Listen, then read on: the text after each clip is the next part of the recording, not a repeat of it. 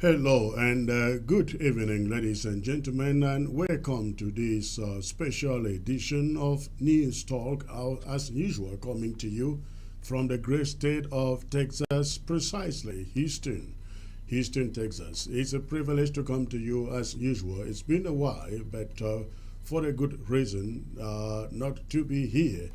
I'd like to thank you for tuning in. Please, we're going to get this very snappy tonight. Not going to be a long broadcast, going to be a short broadcast, but I'd like you to go ahead and hit your share button and let others quickly join the platform. I am really excited to be here.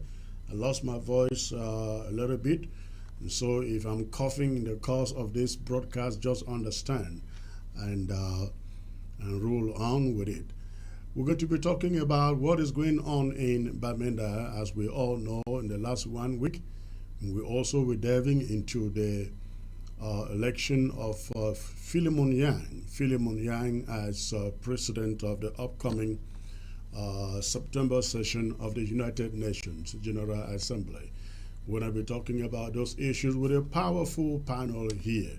But please do me the favor, as usual, if you are joining by Facebook, YouTube, please send out the link. Send out the link for those who did not know. I will be live to join the show. I'm going to be back in less than a minute. Stay put.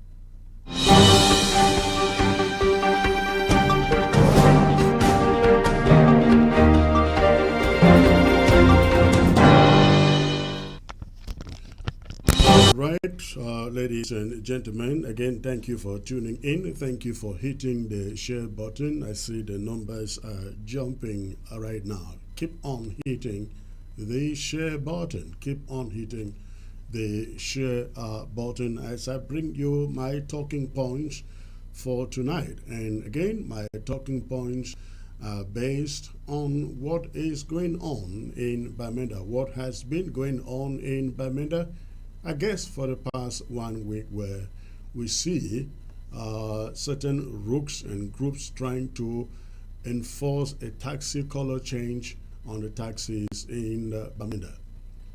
The interim government of Ambazonia vehemently condemns any and all efforts to enforce a change of taxi color in Bamenda by any group or persons at this critical juncture in our struggle for liberation and self-determination. The imposition of such an arbitrary mandate not only undermines our unified resistance against the oppressive La République du Cameroon's regime, but it also inflicts unnecessary hardship on our own people. We assert unequivocally that any discussion about changing taxi color shall become a subject of debate, if necessary, in that place, only after Ambazonia is freed and firmly under the control of Ambazonians. Such decisions should reflect the collective will of the people and not the whims of a rook element or of a few rook elements. Firstly, changing the color of taxis does not advance our struggle for independence in any tangible way. It does not bring us 1 inch closer to Boya, the symbolic heart of our liberation movement. This superficial alteration is a distraction from the real and pressing issues at hand, such as the need for strategic planning, international advocacy, and the consolidation of our internal unity. Instead of focusing on cosmetic changes, our efforts should be directed towards dismantling the structures of oppression, mobilizing international support, and building a strong, cohesive resistance movement. As appealing as the idea of a unified taxi color might seem to appear, it is counterproductive if it brings suffering and pain to our own people. The enforcement of this change has already led to the destruction of private property, including the burning of taxis and even the killing of innocent civilians.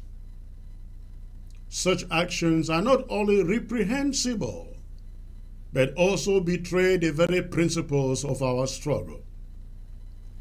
Our movement is grounded in the pursuit of justice, freedom, and the well-being of all Ambazonians. Any initiative that inflicts pain on our own people, especially when it is done in the name of our liberation, is fundamentally flawed and serves only to aid the La République du Cameroon government in its efforts to destabilize and discredit our cause. We here, the interim government, therefore unequivocally condemn the destruction of private property and the senseless violence that has been perpetrated in the name of enforcing illegitimate orders. The burning of taxis and the killing of drivers are acts of barbarity that have no place in our struggle for freedom. Such atrocities always serve to alienate our people, sow fear and distrust within our communities, and give our oppressors more ammunition to use against us.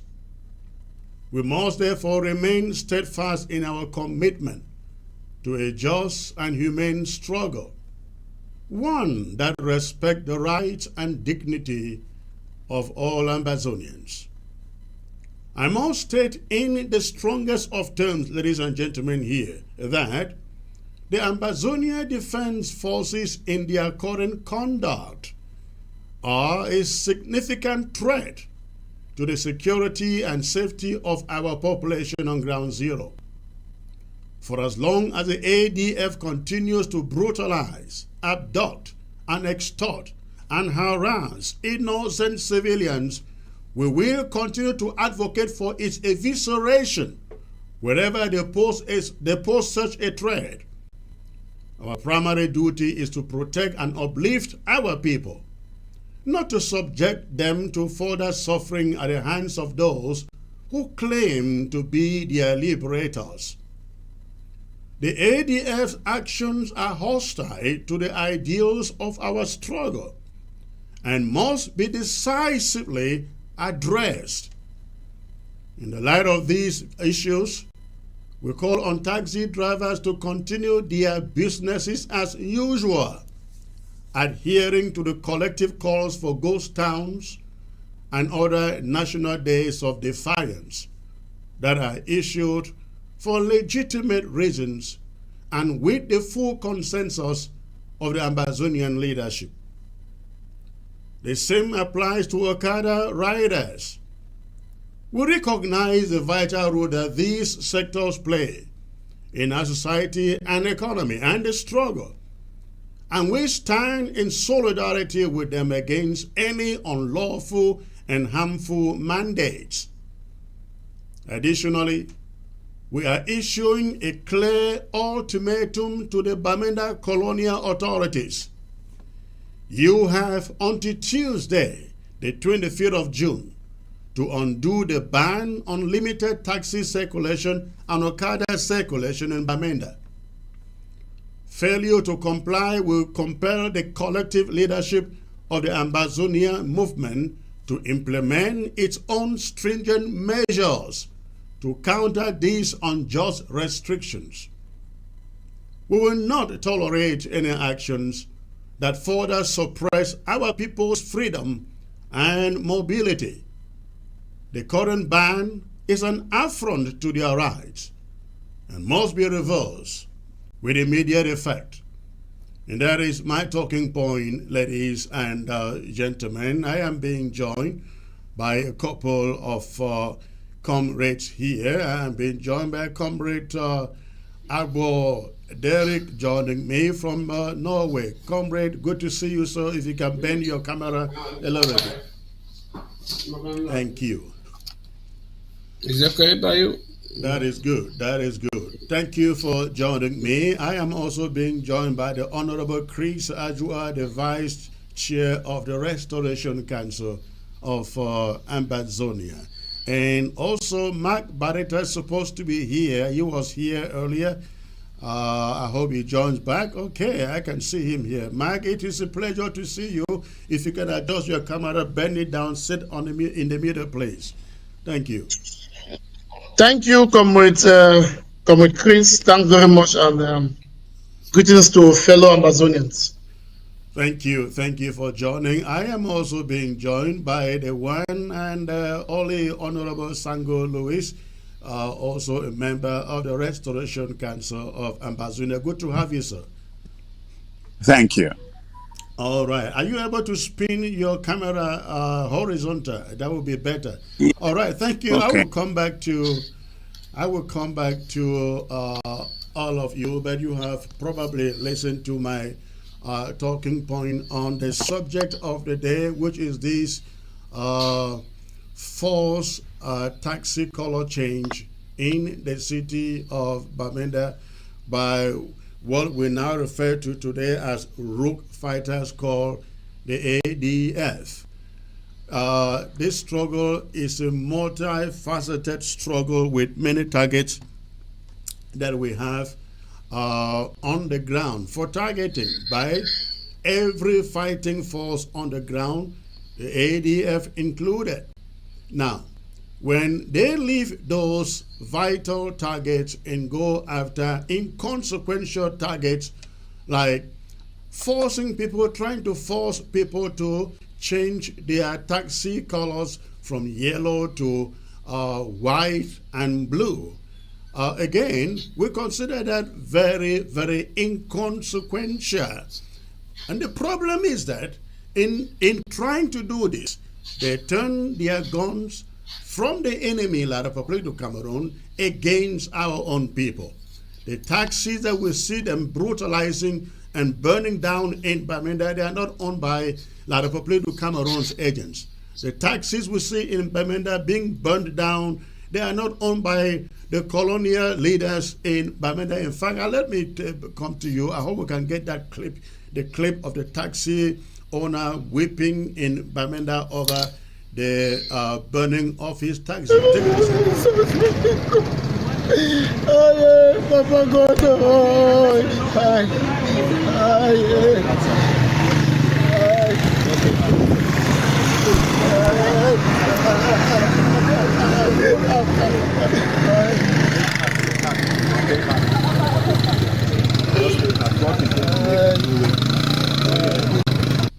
All right, ladies.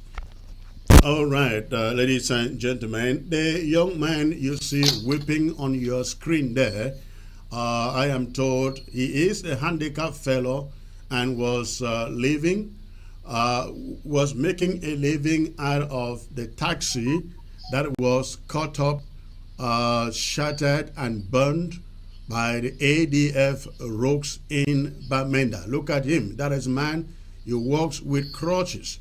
You walk with crutches, and that taxi that was burned by the ADF, you can see the taxi on your right hand side being burned, again, being burned by ADF. I don't want to call them fighters. I don't know who they fight for. I call them rooks and thugs.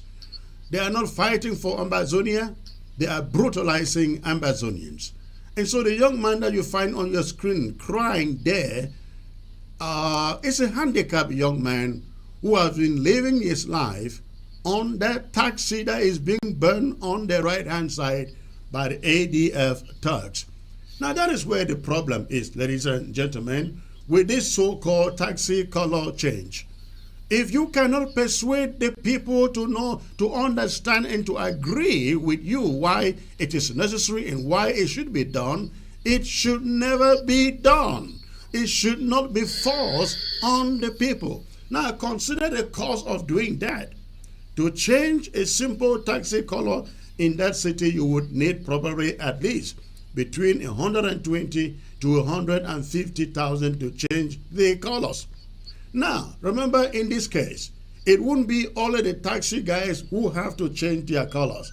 Remember, if you already have a private car with the colors white and blue, you will also have to go changing it, because the public will target you for having your car, your vehicle in white and blue color. I already learned that they are targeting Okada, motorcycle guys, even some private cars in the blue and white colors. Now, the ADF is not there when a lot of political Cameroon thugs go brutalizing, attacking our civilians over these colors. The people who want them to change their car to those colors, they are not then there to protect them. But they are forcing them. They want to force them to change the colors. And when the enemy comes, they are nowhere to be found. And that is why we say no to it. It is not going to happen. Somebody has said they have chosen July the 1st to be the official date to change the colors of the taxis. Listen, we will make sure that we reach out to the taxis union in Bamenda. We will make sure that nobody, not a single taxi is changing. In fact, any taxi that changes white to, from yellow to white to blue, you do so at your own risk. You do so at your own risk. And that is one of the main reasons why nobody wants to do that, because you are calling on La République du Cameroon to come after you. So, ladies and gentlemen, our message here at the interim government, and I think that is what public opinion is all about. No, zero to anything called taxi color change. Our message is, after we have fought and taken over our country, we will decide. The population, the people, not some rook individuals, but the people themselves will decide if they want to immortalize their country by changing their taxi color from yellow to blue and white, so be it. But it would have to be the collective decision of Ambazonians, of the people, and only after we have taken over our country. That is, I believe, the right moment, the right time to think about that. But for now, taxi colors, they will remain yellow, because we know exactly what is behind all of this. And what is behind all of this is to turn the population of Bamenda, Mezam in general, against this struggle. La République may do exactly nothing, because that is what they want. They want to see us fighting our own people and turning our own people against the struggle. So they give up. And La République says, you know what? The war is over. We will not sit here and see that happen. If Mark Marita is with me, Let me start with you first, please, Mark. If I can get you on, thank you. I start with you because I know you have been one person who has fought and argued against this so-called color change. I read all of what you've written out there, and I appreciate you standing up fearlessly to oppose that thing that it just doesn't make any smidgen of sense, common sense. It doesn't exist into it. So may I give you the first opportunity to tell our people why it's a wrong step? Thank you, Comrade Chris, for this singular opportunity to speak to the people of Ambazonia about this evil intention. And it is just so very, very, very sad that 8 years into our revolution, into this God-ordained struggle, some people are still trying to bring along policies that directly attacks the people. And you see, as you said, I cannot just phantom the whole idea. I don't know if some people in the diaspora, let me not say some people, let me say people within the age of C, because those within the age of C, they are claiming that it came from the ground, and they are just, no, it is coming. No, it's a lie. It is their policy that they are pushing, and they are asking guys on the ground to carry out those foolish type of action. And as far as I'm concerned, how can you carry out a policy that directly puts your own people in danger? Changing the cars, changing the color of a taxi from yellow to blue and white. Will you be there to support those same taxi drivers when Cameroon government attacks them? Even the so-called fighters, those who are trying to implement this policy, have they themselves put on blue and white army uniform and come to town and march? Oh, we are Amber. See us here. We are Amber. Then how will you be so foolish to ask those who are unarmed to paint their taxi into blue and white? That directly, it puts our people into direct confrontation with La Republique. We are saying that when we understand that war has consequences. War has consequences, and as a result of that, people, the suffering should come. For example, we saw what happened with our parents when Cameroon went into the villages, into the communities, and burnt houses. Our people had to run away. That didn't come because of our action. Those are all secondary outcomes of a war. If our forces are now on a direct competition with Cameroon, any consequences that will come, I think our people can face it because they have accepted this war. They want an independent Ambazonia. But on our part, we cannot deliberately put an action that directly attacks our people. It doesn't just make any sense. Even if you want to, it's something that you cannot even defend. And I've called this one in USA, Tapang Ivo. I've tried to understand how can you, a PhD holder, someone that you've gone to school, how can you factor this? Oh, you have to make Amazonia ungovernable. How do you want to make Ambazonia ungovernable by changing colors of taxi? Yeah. How you claim that you some of the arguments they say the struggle has been quiet, people to talk about the struggle. How do you want people to talk about the struggle when you want to attack the livelihood of people who are the people that we are supposed to be defending? Okay, now why not say all houses in Ambazonia should be painted into blue and white, so that those who are coming in from Metazem from west or coming in from from Midora, from Tico. So when they're coming into Boya or Mafia, they should see that all houses are white and blue. Why don't you do that? Why do you have to single out taxi drivers? Why don't you say, okay, all cars, taxi or not in Amazonia, change into blue and white? Why do you have to single out taxi drivers? So it doesn't make sense at all. And again, Chris, you even mentioned the color yellow.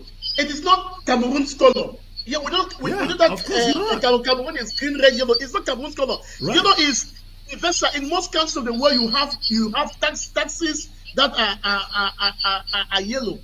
I have said even in a free, restored country, Amazonia, that is a private sector. A government, we cannot come and impose and say this must be the color of a taxi. Otherwise, let the government buys its own taxi and put on the road and paint blue and white. So why can't the leaders of the AGOC or those who are supporting, why can't they say, you know what, we are going to show an example. Taxi drivers, let's show you an example, okay? Let's not buy 20 taxis or 10 or 5 and put now in Babenda. We are going to paint it blue and white. And let those forces who are trying to force taxi drivers to change, let them go and ride it now and move through Babenda. They should live by example. Why do they have to sit in their comfort zone and say, you know what, go and change, and you have to put our people into direct competition? So that's what I'm saying. It is wrong, and we have to be against this. We have to raise our voices. And the issue is, sometimes we have to blame ourselves. Most often, we've just sat quiet, just try to assume, sat quiet and allow these bad policies that make our people to doubt our revolution. That is foolish. It's making us like making us a laughing stock, a laughing stock across the world. I've never seen a type of a revolution where you will put in place policies that attacks your own people. Our people are the very first, in fact, they are the first line of a defense. Without the people, there is no revolution. Without the support of the community, there is no revolution, because the community are those that give intelligence, the community are those that give food, that those that gives information, they are those that they are the first line of defense. So how do you want to start attacking directly your own community? It makes no sense. And absolutely. I feel so. I'm ashamed. I'm ashamed when I see AGOC hardliners on Facebook, on WhatsApp, trying to defend this policy and trying to attack all those who are against it. That say, oh, you are doing this. It is just foolish and it is rubbish. And what I'm saying is that we are going to. I am saying that as Mark Barretta, we are going to do it tit for tat. If any taxi of any taxi driver is attacked or burned, we will identify the houses. Listen, I'm not saying that our people should go and fight armed forces. No, I'm not saying taxi drivers should go and confront them. No, because they are unarmed. What we are going to do is that we are going to identify those known faces within the AGOC who support this policy. We are going to ensure that your houses on ground zero, even your family houses that you are linked to, whether it's your wife or whoever, is being painted blue and white. Yeah. And then we'll paint the blue and white with amber flag. And then let's see what will happen. Thank you. Absolutely. That is a very good point there, Mike. And I have had people call me, as you said, supporters of, mainly supporters of AGOC, saying, oh, you know, this taxi color change is a little step of defiance to portray to the international community or to portray to visitors when they come to Bamenda that, you see, something is happening, the people are taking over. And I asked the question, so where does it take us to? Yeah, where does it take us to? Does it give us how close does that get us to Boya? You know, they say, no, you don't understand. And I've also heard the argument that The people opposing it are people who don't have forces on the ground. And I hear this directed at us all the time. And I just sit there and I just smile and I just laugh. And my best answer to them is that we are not so childish, so immature to operate war the way, the childish way they are doing it. I see Ayaba is everywhere. The least thing that happens anywhere on Ground Zero, they take the video and put Ayaba's picture on it while the boys are shouting a different group on the background, not even ADF in that video, but Ayaba chose it. They are claiming it. And by the way, Mike, I'm still talking to you here. Let them go out of Mezam and do this. I mean, not just Mezam, Bamenda in particular. Let them go out of Bamenda in particular and do this. Let us see and let us know that, yes, AGOVC has control of some place. We chase them out of Batibo. They are out. They are hiding out in Ngomgam and Datru, Alabukam and all those areas. If they think that they have control of anywhere on the ground, let them go out of Bamenda and do this, and then we'll show them where our forces on the ground are operating. Mike, over to you again. Yes, that is very, very even funny. And sometimes you see why I'm so angry, because they are trying to drive the narrative that this is a Bamenda struggle. Because that is what the enemy is trying to project. That, you see, we've told you this is a Bamenda a struggle. Now they claim to be a national group. I understand that they have some elements somewhere in Manfe. They have some in Bui. Why not start in Bui? They should start in Bui now. Why not start in Bui or go to Manfe? Why is it only in Mezam when they have those rogue boys who go around just shooting guns on air, then trying to force the community to act? I see, Chris, there is a better way. In fact, the issue is that these people don't even communicate. If we want to paint Amazonian blue and white, there is a good alternative I can even give them. Chris, you know what we call graffiti? You know graffiti? Yeah, graffiti, yeah. Graffiti. If you want people to get into Amazonia and see that it's a different country, why not get your forces to ensure that before when people are entering into Metasem or from Tico Dollar Road or from a Cox area, paint the whole road and building, put it in graffiti. Yeah. So that it will be very difficult for Cameroon government to even look. There are paints where when you use, you cannot even wash out. Cameroon government will be forced to dig out the road. Why not? So if you paint the road into graffiti, it affects no one. It affects no one. Why not paint into graffiti? Or you look for those Cameroon buildings, the courts, all those colonial buildings, and you graffiti it overnight. Right. Why don't you do that? If you want to show that if those who are entering Amazonia, they should be entering and seeing a different scenario. I think these people, they have just, in fact, they have lost touch. They are now they lack ideas on how to prosecute the war going forward. There are many issues that they have pushed through. Semak number plates that attacks so many other issues that they have pushed through that put our people in pain. Why should we directly hurt our people? Even when we were preaching and saying that, listen, we have to defend ourselves. Our people themselves pick up the guns.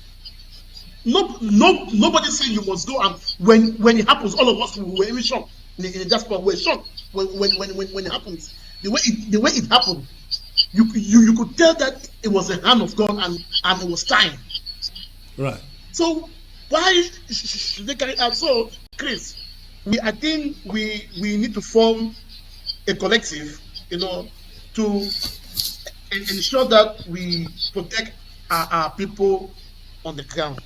And for me, I'm saying for all those known faces that we know, because there are many people on Facebook, on WhatsApp that are unknown. There's all these things, we don't even know them.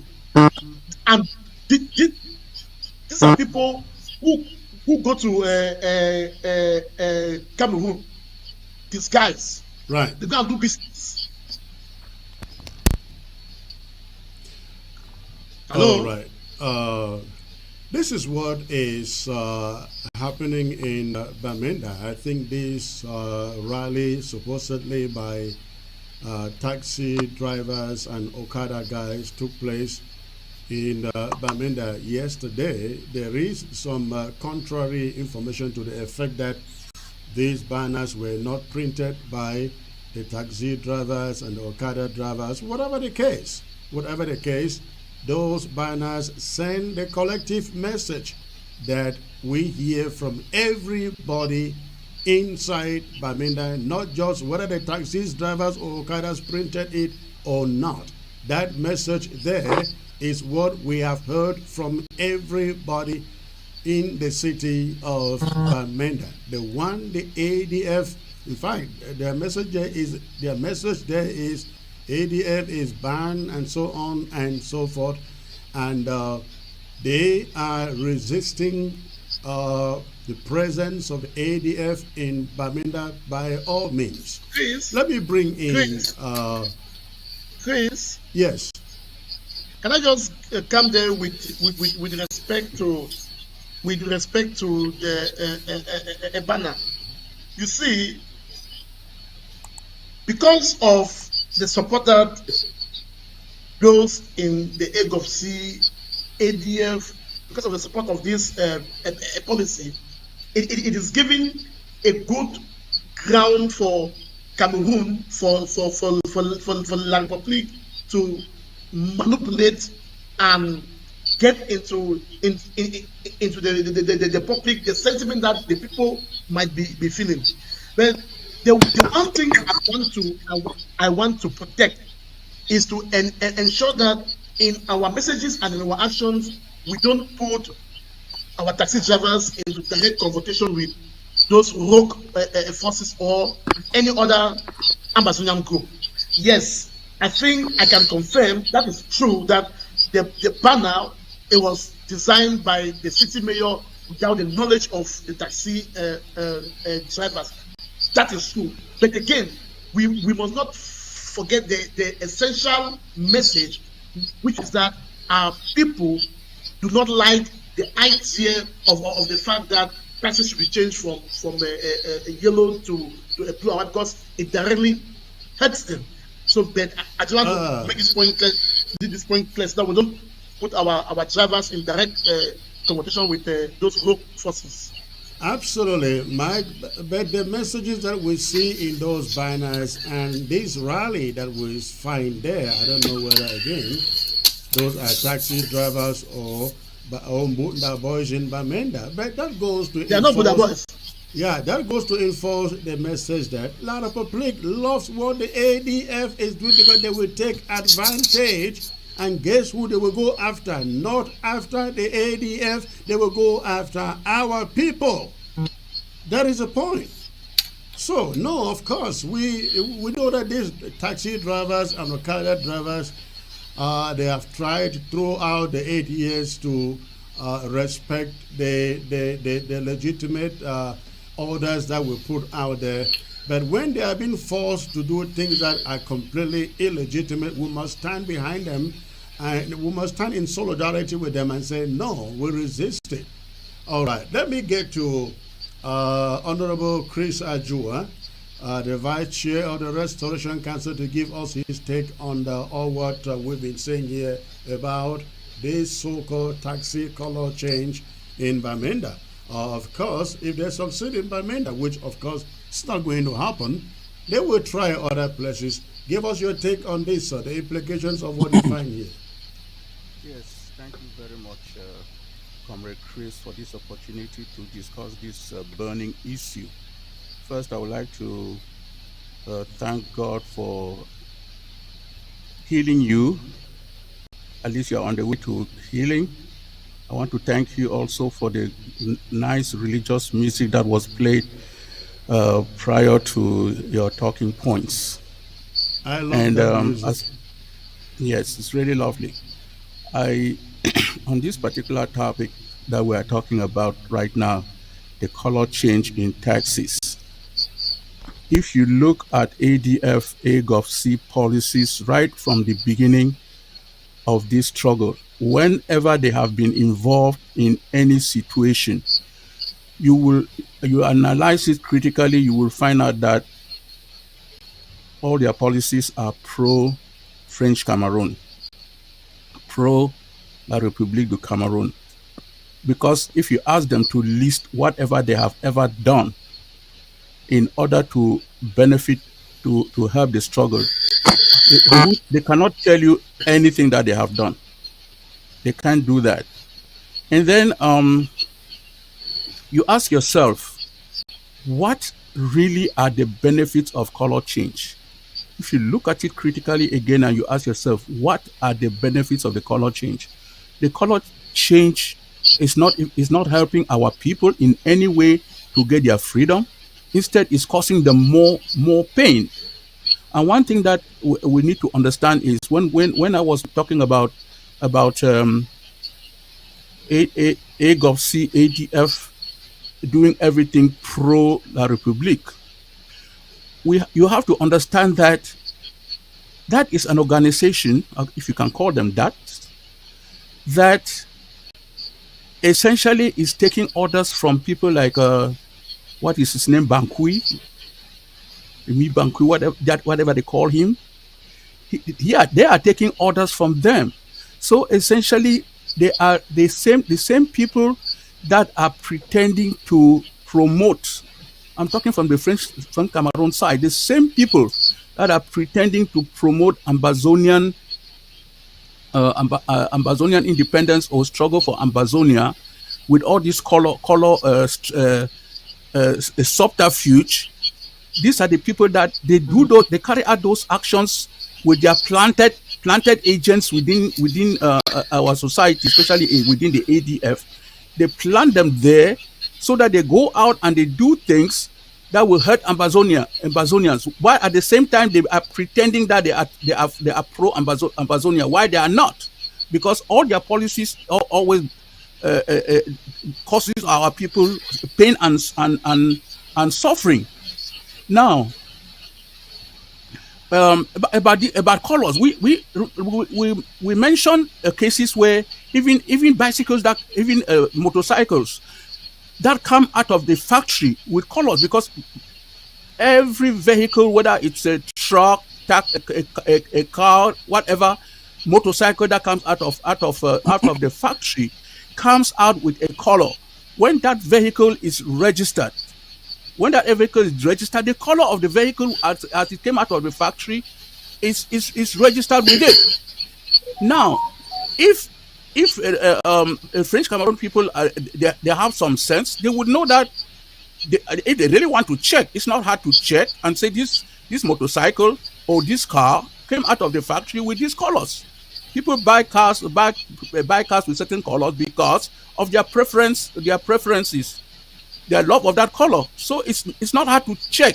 If you check it and the color is still the original color that it came out of the factory, there is no reason for their what I would call terrorist forces, the so-called B, to go after civilian vehicles and start torturing people and causing them pain and suffering. Another point that I wanted to mention also is, and I will start by saying that we Ambazonians, as far as the people of French Cameroon is concerned, I don't think we have any issues with the people as human beings of French Cameroon. We have a problem with their policies, with their government, and whatever they stand for, including the people in Europe or even in America that are supporting them. We have a problem with those policies, but we don't have a problem with the people. So does it mean that if somebody from French Cameroon drives their car across the border and enters in any of one of our regions. I'm talking here about the one of our zones, our either the southern zone or the northern zone. Are our people going to attack them? Are they going to be attacked let me put it this way: are they going to be forced into, say, changing the color of their taxi that they have driven from French Cameroon across the border into Ambazonia? Are they going to be forced to change those colors? We know that is the reality. There is still back and forth transportation, and we even have IDPs over there. So it doesn't really make sense to. I'm just simply saying that it doesn't make sense to stick on this color stuff.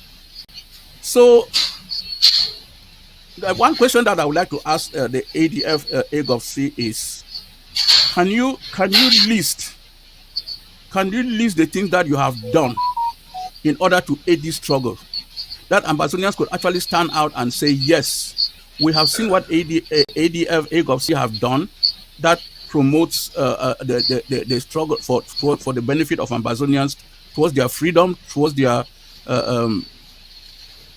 sovereignty. Is there any such action from the ADF? I don't see any. So what this policy that they came up with is totally I would say backfire in their face, because it doesn't achieve anything. It doesn't promote the struggle for our benefit, for the benefit of Ambazonia in any way.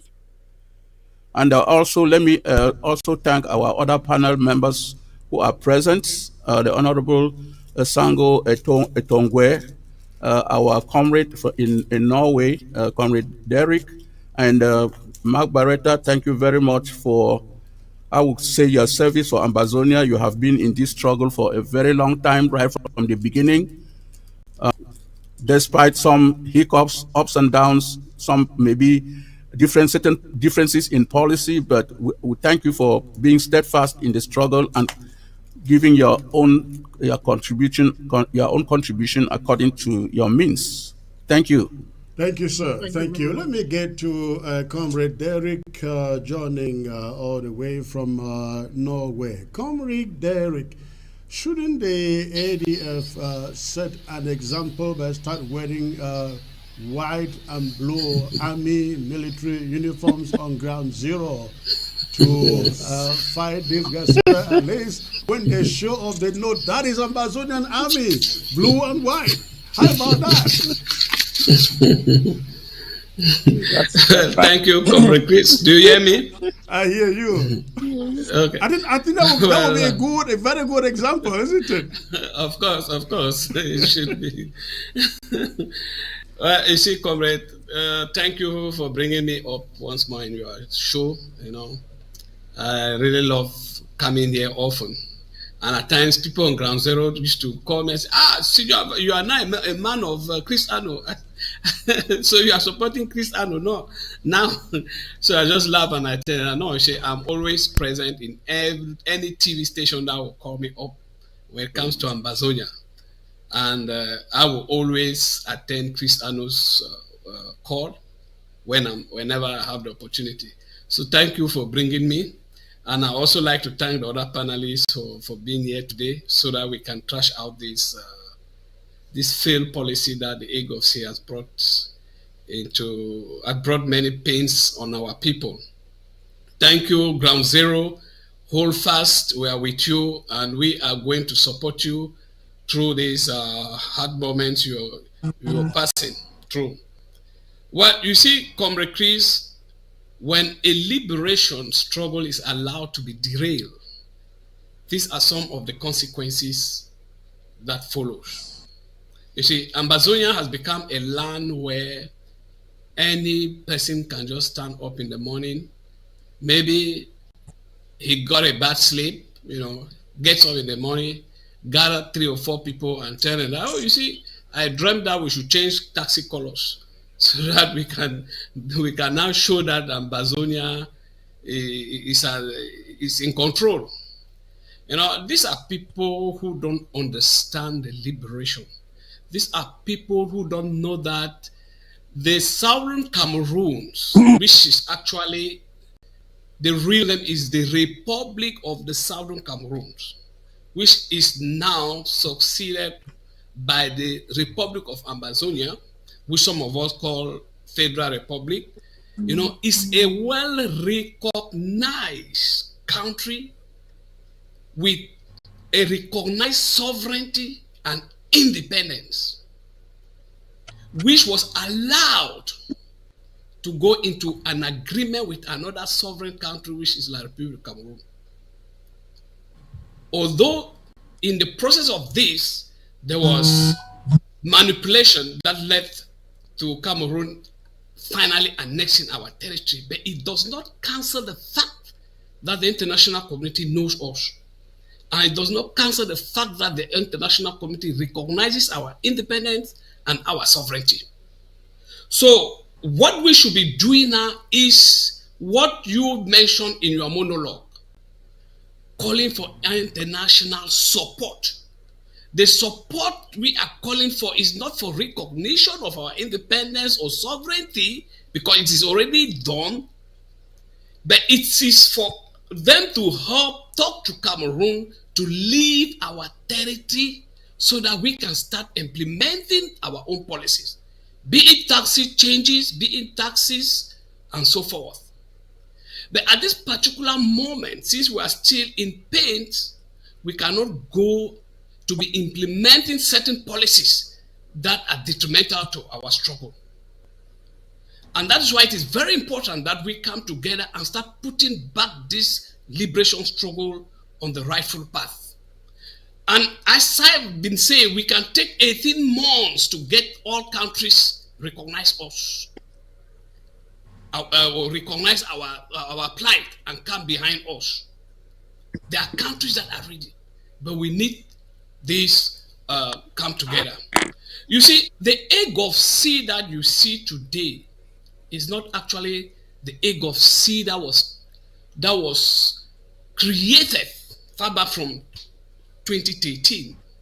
The egg of seed you see today is an adulterated egg of seed with many people who came in there with no vision. They never knew what egg of seed was all about. And this is how Cameroon has been operating. They look at genuine movements that had good intentions, they come in and infiltrate it. And we can start looking far back from the 70s when Bob Mukong came up, with the challenge, asking us to go back into a two-state federation, as it was. Cameroon infiltrated and derailed it. If we even come back, we look at the first political party that was created in the Southern Cameroon. Most people don't know, even in Cameroon, it's not the SDF, it is the Cameroon Democratic Party, which was headed by Albengwana. That party was chased out. And behind that party, you had very strong people, great lawyers like Yondo Black. We even had the lead lawyer, which was Goji Dinka. Cameroon entered, infiltrated, and derailed it. We come back from inside the 80s, we see what happened with Goji Dinka when he came up. The opposition he had, until he had to flee, because Cameroon saw that he came with a very strong force. They infiltrated. We come into the 90s. Even in the AAC1, we call it All Anglophone Conference. Was it really an All Anglophone Conference? When I look at the whole scenario, because my chairman presented a speech there, Albert Ngwana, when he brought back the speech he presented, I still have a copy here, and he told me those who were present, he was actually briefing us. You see that he was highly infiltrated by Cameroon agents.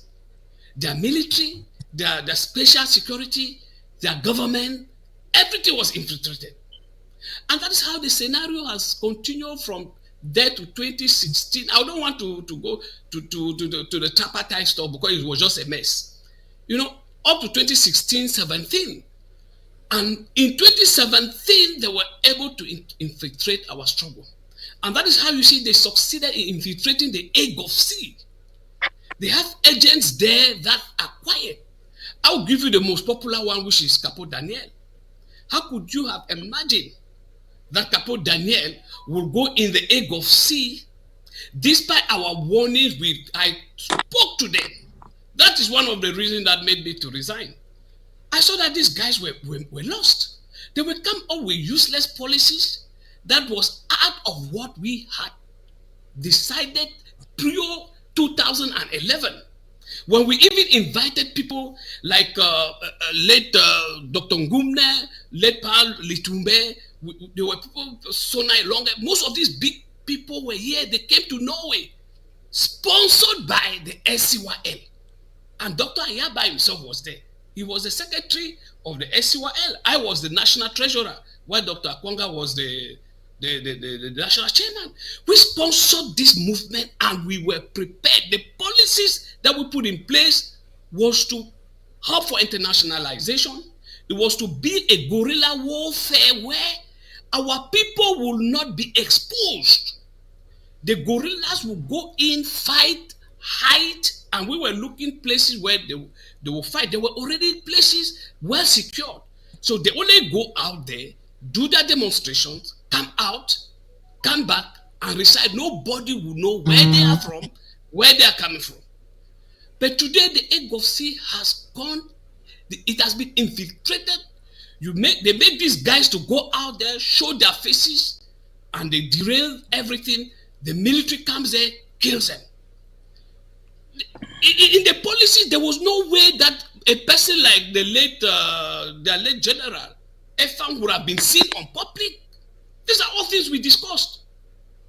But since Cameroon infiltrated the A Gulf Sea after 2017, brought in guys who came in there with rubbish ideas, that is the consequences we are seeing today. Coming out with tax collection, coming out with changing of taxi color to the detriment of our own people.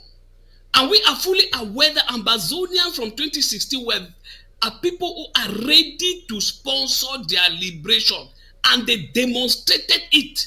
We saw it. How much money they put. Despite even some of the money being misused, the Ambazonian people are still willing to do that. So please, the A Gulf Sea, we are begging you, stop this policy. It is uncalled for. Our people have suffered. They do not need that again.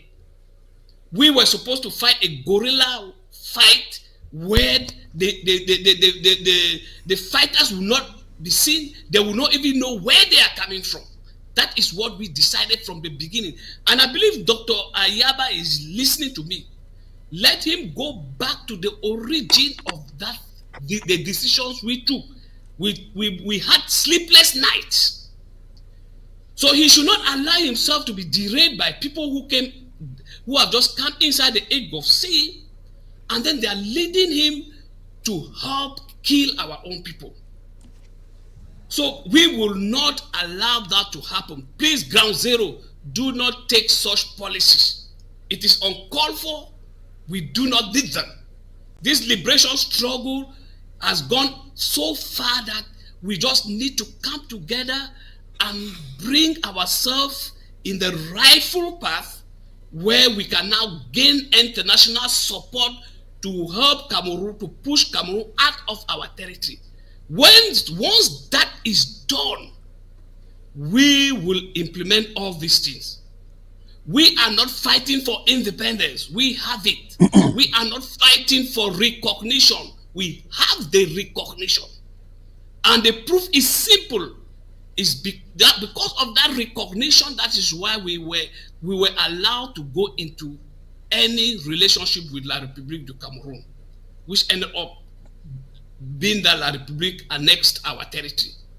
But notwithstanding, we should not allow them, give them the grants as we are trying to do now with this taxi color, to derail the international community from seeing the reason of our people asking Cameroon to leave our territory. All right. Thank you. Honorable Sango, many people do not understand why we weigh into this with all the seriousness that we can, because when they do these things, it is not the ADF doing it, it is Ambazonians, it is the separatists, it is the terrorists. We are all given a broad brush, which is why it becomes necessary for all of us, every Ambazonian, whether you are in support of the interim government or any other group, to step out and say this is absolutely wrong because it derails the entire struggle, isn't it, Honorable Zango? Oh, no. Yeah, absolutely. Well, thank you, first of all, for for the opportunity. And I think I sent you a text message there that indicates, some fellows were just trying. They have been trying all the time, just to interrupt my devices so I can participate in your discussion. That is so foolish in terms of trying to prevent people to speak out their minds. Gentlemen, I appreciate your participation, and I cannot overestimate the importance of our discussions because it makes a difference between the evil one and the good one. And I think we are in the process to identify people who have really, really harmed this movement because, what has been ordained has been ordained. And there is nothing you can do, nothing anybody can do to prevent this from happening. I appreciate your participation. I appreciate Comrade Chris' regular and normal discussion, calling us to be part and parcel of this discussion. I think one thing I would reflect on is that we are all very perplexed. So whether to act or not to act is on us. I believe that it's a good thing to fight fire with fire. When something of this magnitude comes into place, we have to use fire to fight the fire. In my view, Ayaba is one of the worst things that I've ever confronted in my life. And as most Ambazonians, he is a threat to us. But one thing is very certain. You can be in an attempt to swim across a stream. You get in the middle and you look behind and you're wondering whether or not you'll be able to do it. You have already gone through past the middle of your swimming. I think these are some of the obstacles that one will be forced to look behind and say, oh my gosh, will I make it? We will do it, and we will make it because it is an ordained revolution. It is absolutely ordained. In fact, I don't get into things when I know it's not going to work. I do not get into situations like this when I know something is not going to work. It is going to work. We will get to the finish line, period. Exactly. We'll get to the finish line. And I think I like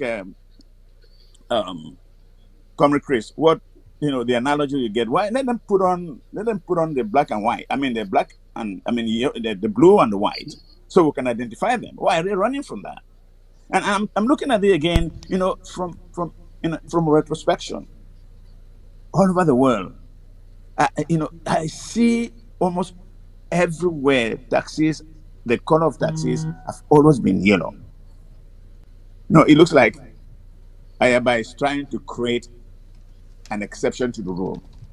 And I think when men act on similarly, they will meet on similar conditions, circumstances. I believe this guy, I don't know how much money he has taken from La Republic. There's no question about it. We know what he has done. We know he has taken money. La Republic has given him money. Now think about this. If Capo Daniel, who was his comrade, can divert himself and say, no, I don't want to be part of you. I know there was something wrong in that. There's no question. Maybe, he didn't give him the right portion of what was given to them by La Republic.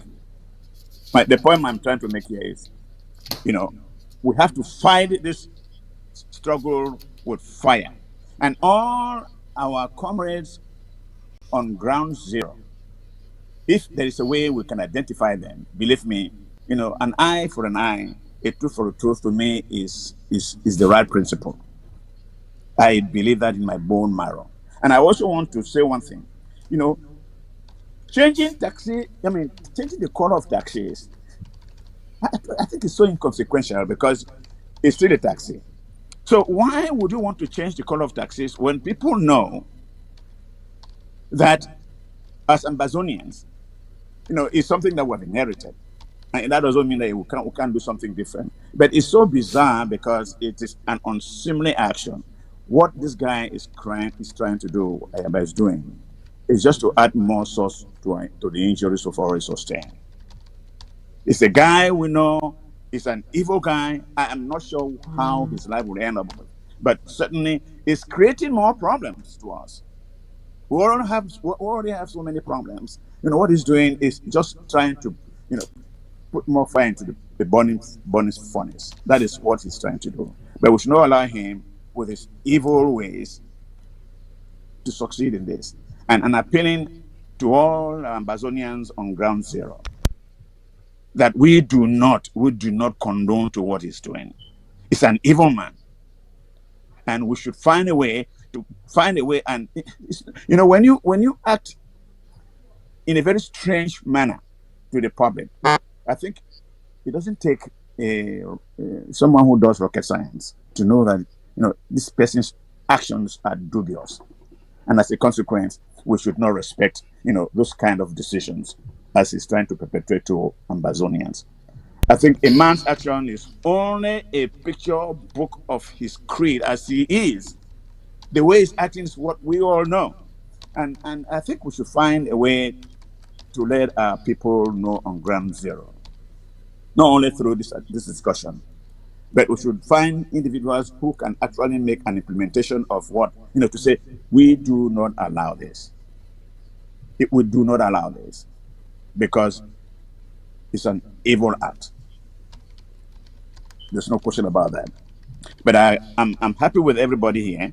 I'm pleased with your participation and the ideas to promote our recognition. It took I think since 1967 when there was an Arab-Israeli war and Israel occupied some part of the Gaza Strip as what's going on. It has taken more than 50 years for a few nations, I believe 3 nations, to recognize the state of Palestine. Think about this. So for those who think this is a quick walk, think about that. Because to me, it's a lesson to learn. We must be steadfast in spite of all the difficulties we get through. We must be steadfast and remain steadfast that this will come to a screeching halt on our behalf. So we should learn lessons from what's happening around us. This is a typical example.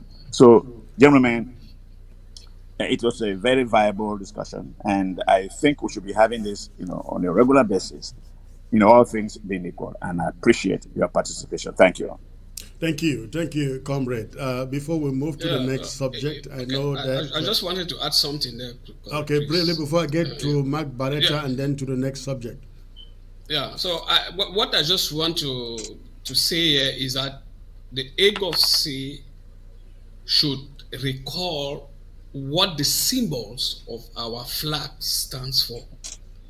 They should go back and look at it carefully, because their action actually violates what those symbols stands for.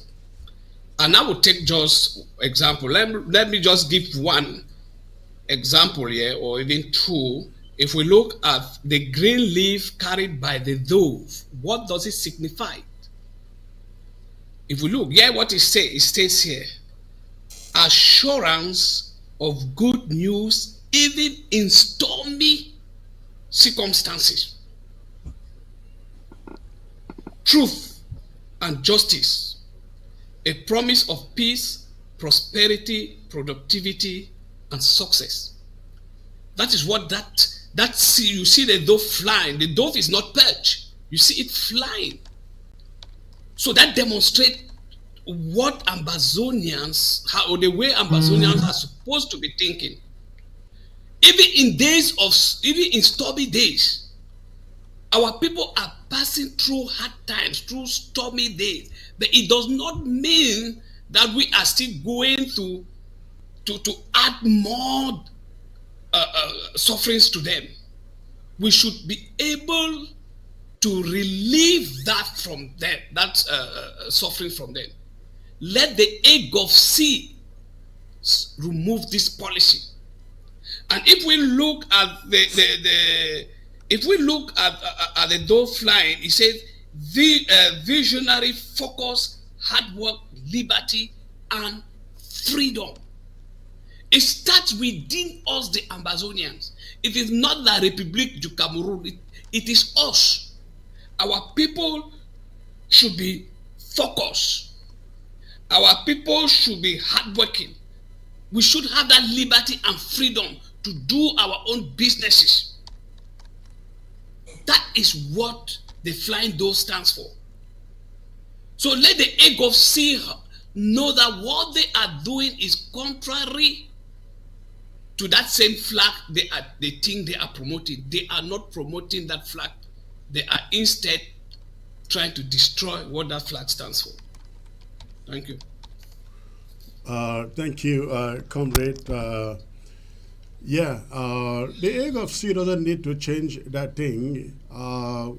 We need to change them. That is the message. They don't need to change it. We need to change them. Change them. Correct. Yeah, because I listened to a message that somebody from South Africa sent out to them yesterday saying, oh, when you have to start listening to the people. Listen, comrades, I think we should realize we are adults in that you cannot fight your own people. You cannot fight you cannot pick up arms and defeat your own people. As the people would have beaten us for the past 8 years. After all, we were 2 cubes of sugar. We would have been beaten. But they failed to do that because you cannot pick up arms against your own people and succeed. Mark, I guess people on the ground want to get a direct message from us. What would be that message? From my point of view, the message is go about your business in your yellow taxi color until when we take over Amazonia. If they decide to change the colors, so be it. Yes, Comrade Chris, that is the message we all should be saying. Amazonians in Bamenda and across the land should go ahead with their normal business of the day, short of the usual ghost towns and any other national boycott that leadership may call. Amazonians should not put themselves into direct confrontation with Cameroon army because we have seen that Cameroon officials, they don't care. They can kill many as they want, and for us, they don't differentiate between us. They look at us as those fools, as one people. So Amazonians on the ground should not change the color of the taxi to blue and white, and that will put them into direct confrontation with French Cameroon forces. And I am confident, and I know that the genuine forces on the ground who understand the essence of this war will, in their own right, get those rogue forces out of the way. Thank you. Comrade Chris, I would like to add something at this point to I will call it the confusion that AGOVC is causing within our struggle. When it comes to unity, bringing the different groups together, has anybody seen any movement on the side of AGOVC, ADF, in trying to compromise, even come to a compromise on views and on issues so that we can come together and file a republic? I'm talking like any collaboration on anything, whether it is military, whether it's on the diplomatic front, whatever point of view you want to look at. They have never wanted to come together with the others. They are never there for unity. And every time, Right. if you look at it also, every time our people make references to South Sudan, believe me, when people think about South Sudan and they want to compare what is happening in Ambazonia, some people think that if A Gov C is there, when we have total freedom, believe me, A Gov C will be they will start they will start a civil war probably immediately. This is something that Ambazonians have to think about very, very No, seriously. forget about that, comrade. Where We will where wipe them you out. where you win the war, where you win the war, but you cannot maintain the peace. You win the war. Think about it. You win the war, but you cannot maintain the peace. And AGOV C is going to be the main AGOV C, I'm talking about AGOV C, ADF. They are going to be the main factor in that kind of disaster, political disaster. That's what we should consider every time. We should have that behind our minds and in our thoughts. Thank you. Well, Yeah, Uh, I think yeah, comrade, if I may let add, me if I may add very quickly, if I may add something okay, to what Sango and then Barita, quickly. yeah, let me just say something very quickly. I think sometimes we should avoid, sounding like prophets of doom. When we are expecting something negative to happen, let it be on its own accord than us expecting that this is what's going to happen. We know when conflicts are resolved, there are people who are never satisfied. They have an agenda of their own. But we should keep, what the evil thing that would happen after our victory. I do not buy into sounding like prophets of doom because it doesn't serve us very well. We should be very positive. All right. Mark, please. as same as Comrade Sango has said, we should be very uh, positive. It is a possibility uh, what my other comrade has said. It is a possibility, but I think there's a reason why the struggle is taking this long, so that we can clear out all of those hurdles before we reach Ambazonia. I have a lot of friends from Ethiopia, from Eritrea. You need to attend. You need to see what the community of Ethiopians and Eritrea, what they do to their own diaspora out here. The issue is because I think Amazonians, those in the diaspora, we are too soft, right? We are too soft. So anyone in the diaspora can round them out, knowing fully well that nothing dangerous can befall them. But once we begin getting tough, we begin putting in place measures. So if you're in the diaspora, you run your mouth. If you know the consequences, you not do that nonsense. That is a message that we should be speaking. Whether ground zero or diaspora, if you do any nonsense, you will get the consequences. Thank you. Well, thank you, thank all of you. Please stay put in there. Let me just add this before we move to the next subject. As far as these two things are concerned,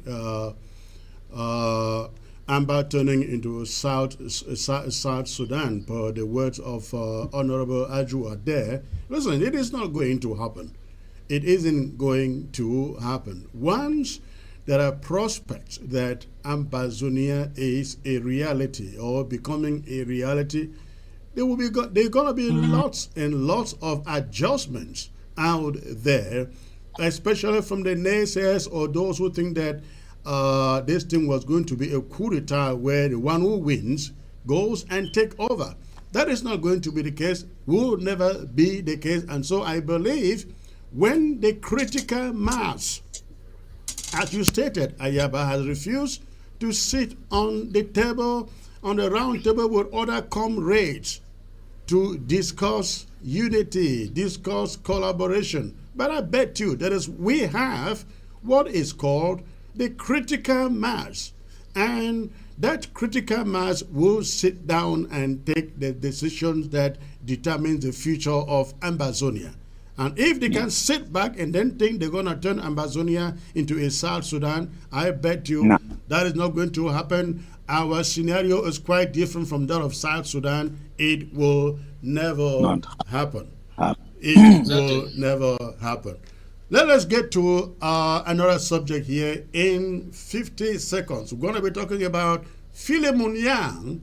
Filimon Yang going to the United Nations as the president of the United Nations General Assembly. And the first word that came out of his mouth when he was presented to the public, to the media in New York at his election was, thank the head of state who had this confidence in me. We're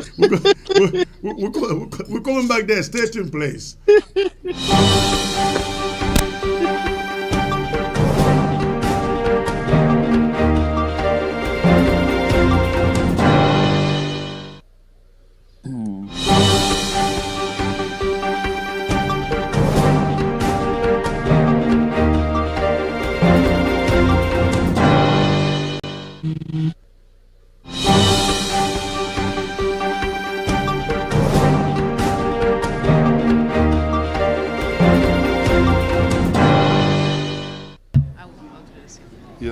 Good afternoon, everyone. I have the honor to introduce you to the President-elect of the General Assembly, His Excellency, Mr. Filimon Yang. He will deliver some opening remarks, and after that, take your questions. Thank you very much. Your Excellency, the floor is yours. Thank you very much. There's just been an election. I have been elected President of the 79th session. I am not yet in place. I'm not yet working. So I look forward to this with a lot of enthusiasm. Thank you very much. Monsieur le Président, félicitations pour votre élection. Merci. Cameroun Tribune, nous venons du Cameroun. Oui. Alors, Monsieur le Président, quel est le sentiment qui vous anime maintenant et vers qui vont vos premières paroles? Enfin, je suis très content d'avoir été élu. Je remercie le chef de l'État qui a fait de moi un candidat. Je remercie le groupe africain. Et Je remercie le chef de l'État qui fait blah, blah, blah, blah. I hope you guys heard that. And that press interview was kind of conducted like the ones we see in Washington, D.C. with Joe Biden, where the journalists who asked the first question, who asked the questions are pre-selected and the questions given to them. Do you realize that the first guy who asked the question there is Laraboplican and a French speaker, and he asks exactly the question that Filimon Yang wants to hear or planted. And the question has to do with thanking the head of state, who made it possible for him to be here. And these guys, they get to the international scene, they don't learn anything. Can you imagine that this guy leaves Cameroon and is in New York and is thanking Paul Biya for making him the president of the United Nations General Assembly? Can you imagine that? Well, let me bring you guys back in here. But let me play the rest of that footage so that you guys can get all of it, please. Finalement, tous les membres des Nations Unies, les États membres qui m'ont élu tout à l'heure. Merci. Mr. President, Elaine Reyes with CGTN America, China Global Television Network. Your vision statement begins with unity in diversity. What perspective do you hope to bring from the African continent and in bringing African voices to your agenda as the 79th PGA? Well, I say unity in diversity because diversity is a part of life, and all the nations are diverse. And I am convinced that through dialogue, through consensus, talking together and looking into the future all together, we can solve problems. That is what I mean by unity in diversity. Unity in diversity. Ladies and gentlemen, I hope you guys understand where he is driving to. He is not driving to unity in diversity in the globe, in the global world. He is driving to unity in diversity in one and indivisible Cameroon. I hope you guys get the point. That's what he's Yeah. talking about there. It's all Absolutely. diversity in No one question about it. and indivisible Cameroon. Unfortunately, we are smart enough to know what this is all about. And if a lot of people to Cameroon thinks that they will use Filimon Yang because he is bilingual, he speaks both French and English. If they think they're gonna use him to cajole us into believing that we can sit down and discuss our problems, we can sit down and talk diversity and unity, they fool themselves. It didn't have to take 8 years and 30,000 people killed and 1 million 1 million refugees in La République du Cameroon and across across to Nigeria for this to happen. They are preaching to themselves. Ladies and gentlemen, listen to me. We are planning a massive rally at the United Nations headquarters in September. I spoke to Chairman Committee and we're talking to the other Ambazonian leaders. We are coming together to put that rally together. I spoke to Pandangam too about it. We are all agreed. Let us put together a mighty protest at the United Nations headquarters when the session begins in September. The date will be brought to you. But that is what is in the background. That will not cause the United Nations to fire him. No, that is not going to happen. They are all crooks, all of them crooks over there. Else, you wouldn't understand why they will even agree for a president coming from one of the country with a worst records in human rights abuses to be seated there as president of the United Nations General Assembly. That means nothing to us. He's going to be there only for 1 year. We do not think that within that 1 year, this war will be over. After Filimon Yang and the United Nations, Ambazonia will still be fighting. Ambazonia will still be fighting. And so nobody should see his tenure at the United Nations as meaning anything to this struggle. That just added to his resume. That is really good, really good as far as he is concerned. But as far as Ambazonia is concerned, I bet you this is not going to move a needle in our resolve to fight until we take back our territory. Let me go back to the Honorable Sango. Please, what do you have to add in here? Yes, Comrade Chris. He's saying unity and diversity is just is making a mockery of democracy. We as Ambazonians, vis La République, we have never been united. Never ever. They have treated us like dogs. They have demeaned us. They have, they go to our territory, do what they want to do. And I have a village just behind my village.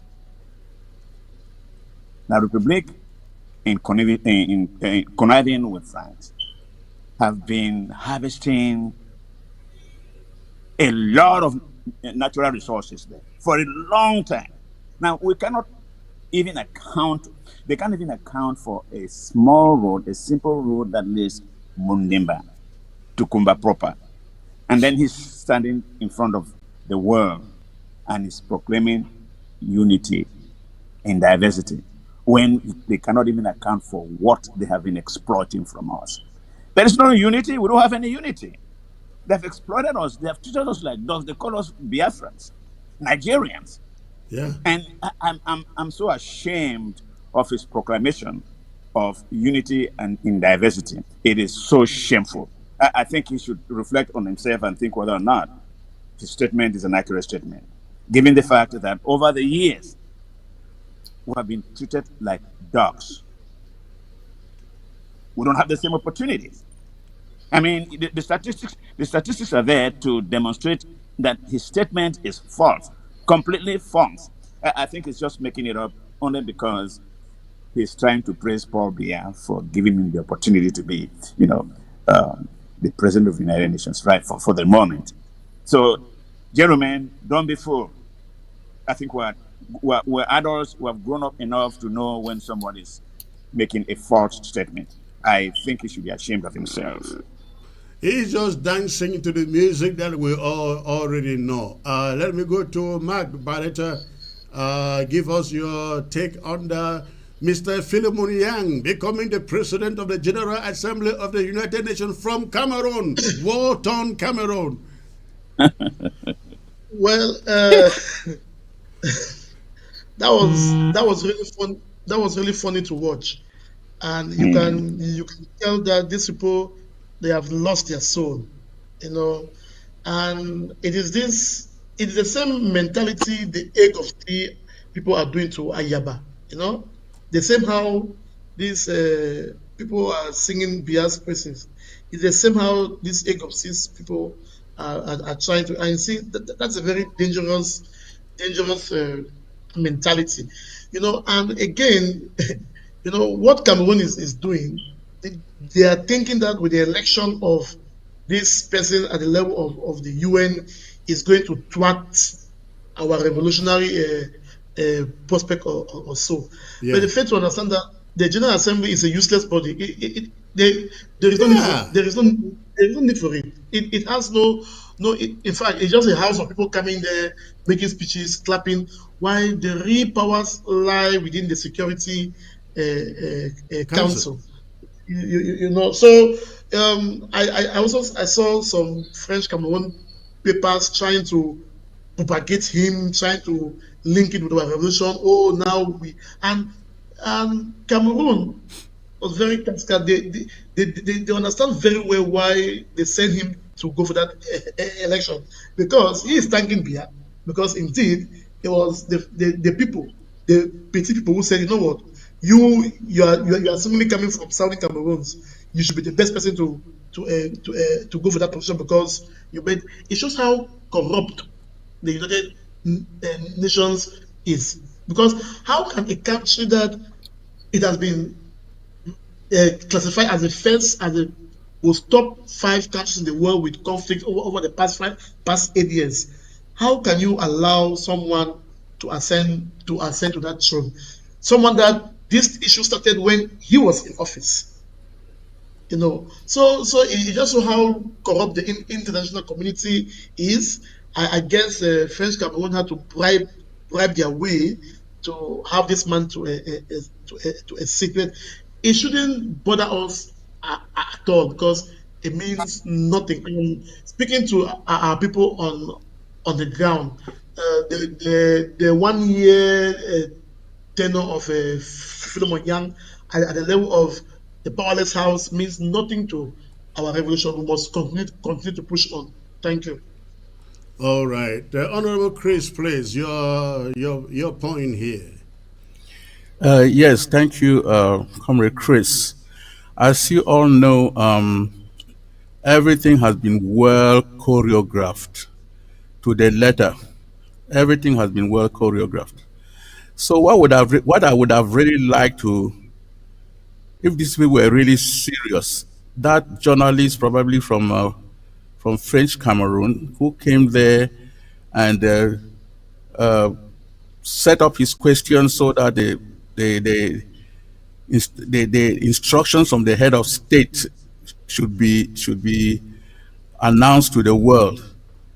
What he should have done essentially would have been, how come he didn't ask a question, that first question about the war in between Ambazonia and French Cameroon?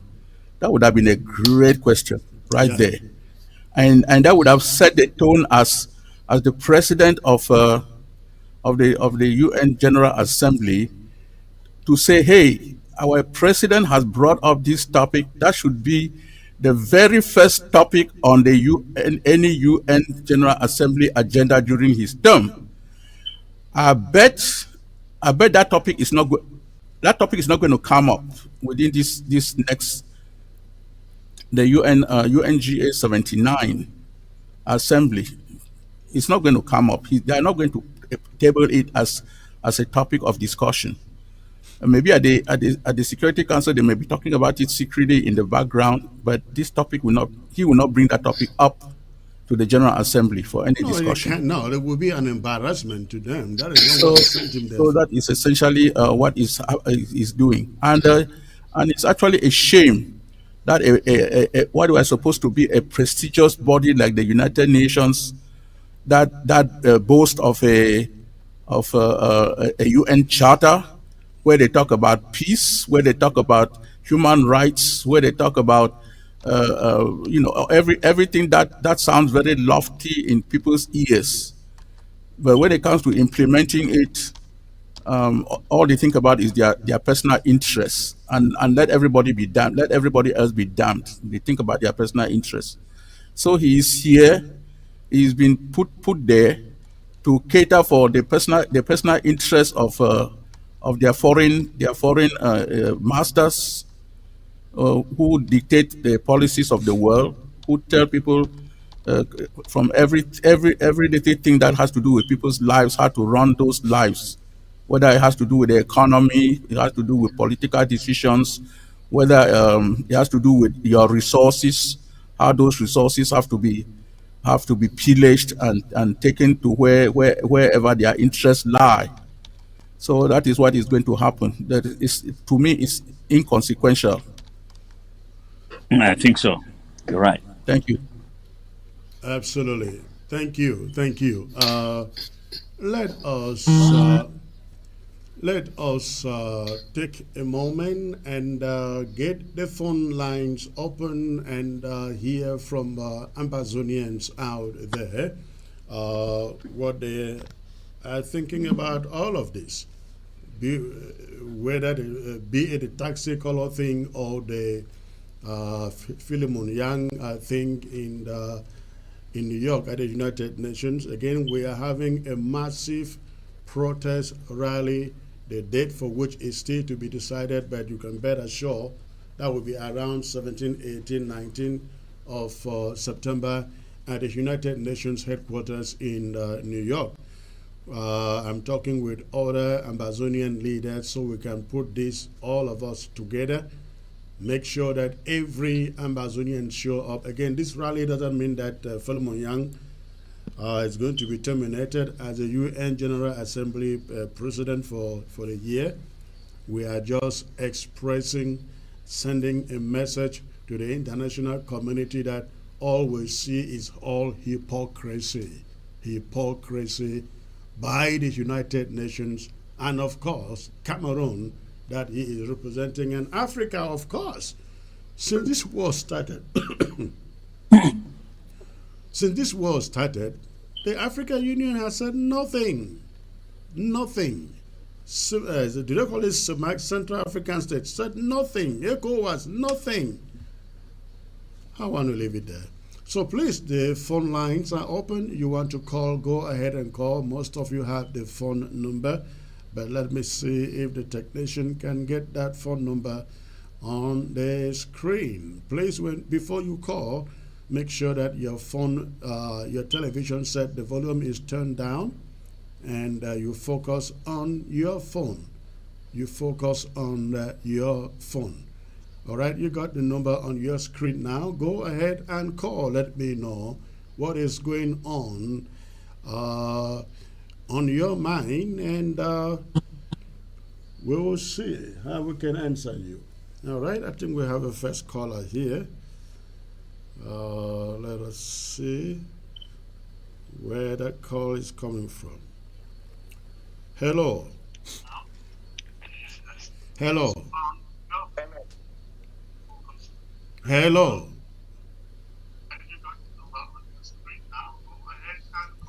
Hello. Before you call, make sure that the volume of your television set is turned down, because if you are listening to your television set, there's going to be a long delay. You call and you focus on your phone, then you get me direct without a delay. So go ahead and call. The phone line is open.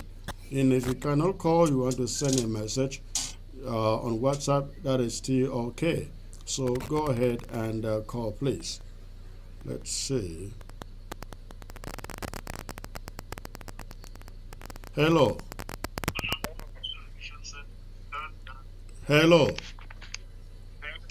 Hello, Comrade. Good evening. Good evening, sir. Where are you calling from? I'm calling from South Africa. Okay, good to hear your voice. What is on your mind? Thank you so much. I just want to comment on the Filimon Yang appointment at the UN General Assembly.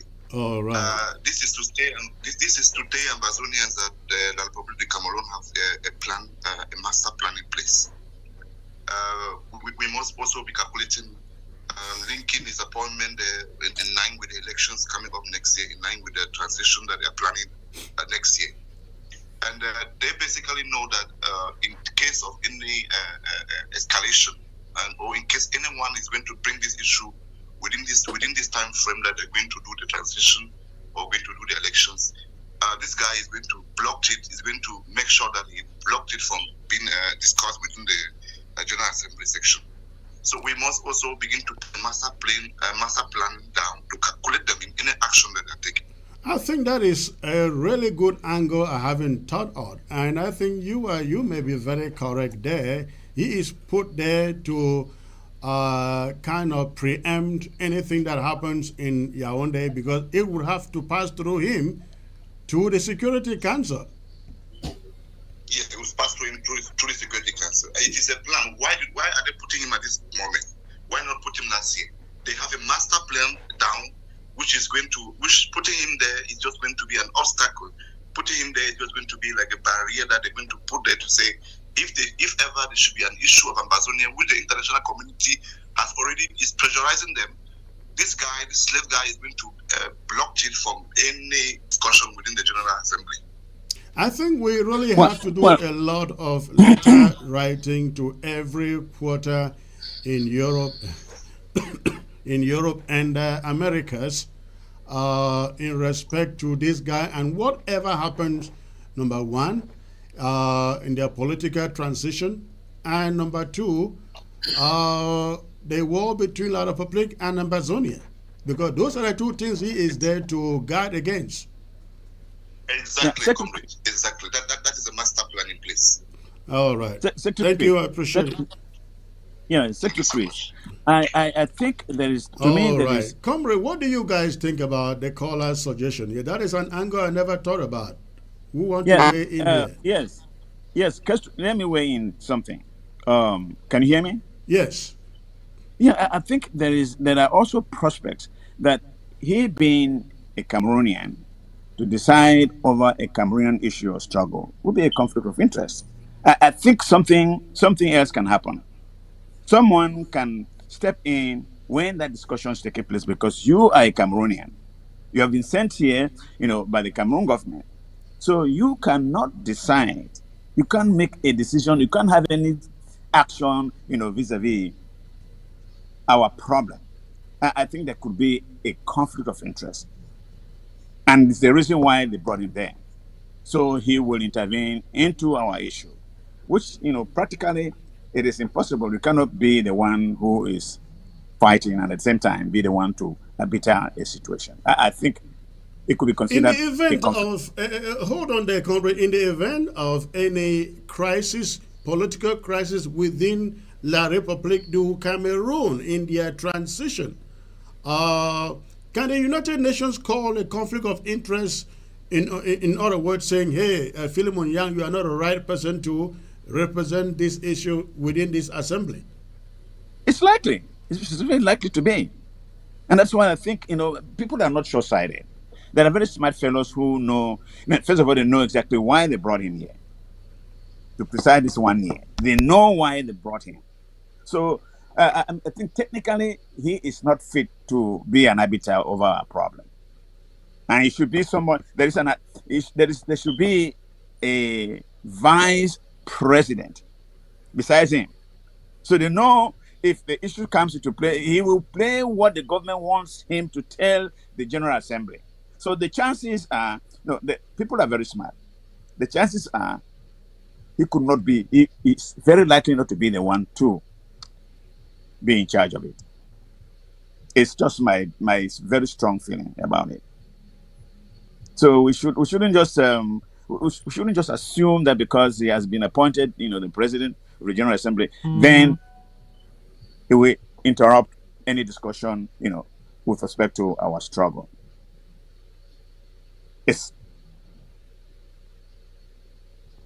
We don't hear you. We don't hear you. We can't hear you. All right, let's get back to the phone lines, and then I get to the rest of the panel there to see if they have anything to add. Hello, Comrade Chris. Before you go to the hold on, Comrade Chris. Hold on there. Let's get to this caller, and then I get back to you guys. All right. Hello.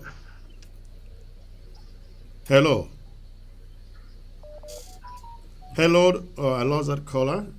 Let's see. Somebody else is calling. This is ground zero. Hello. Hello.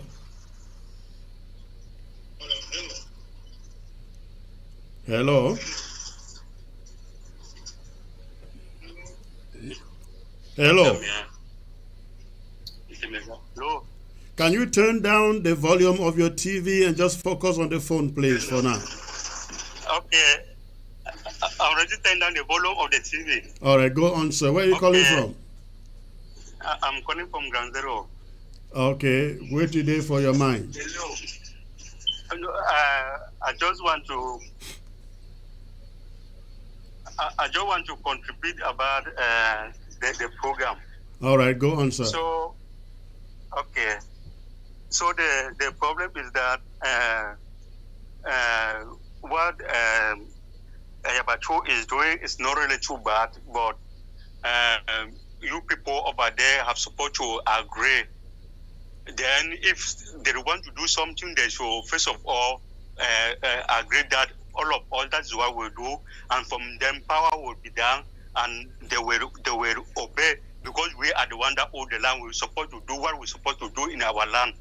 So if you people are also divided there, it means that there will be less power in the ground.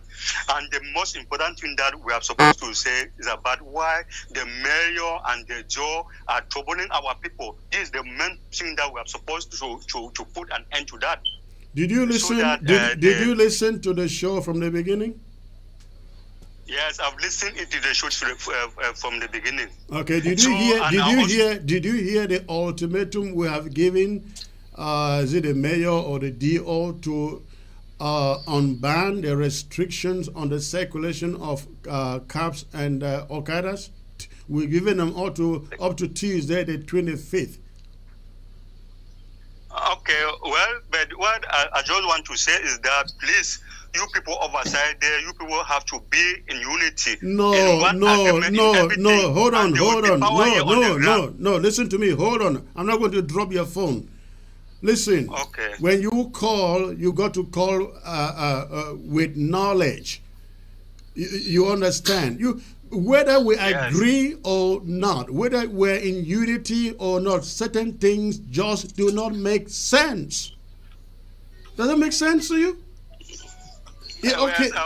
Certain things just do not make sense in the sense that you change a taxi from yellow to blue and to white and blue. How does that take us closer to Boya? And then you have to then enforce it by turning your guns from the enemy to against your own people, killing them, destroying your property. Does that make that action correct?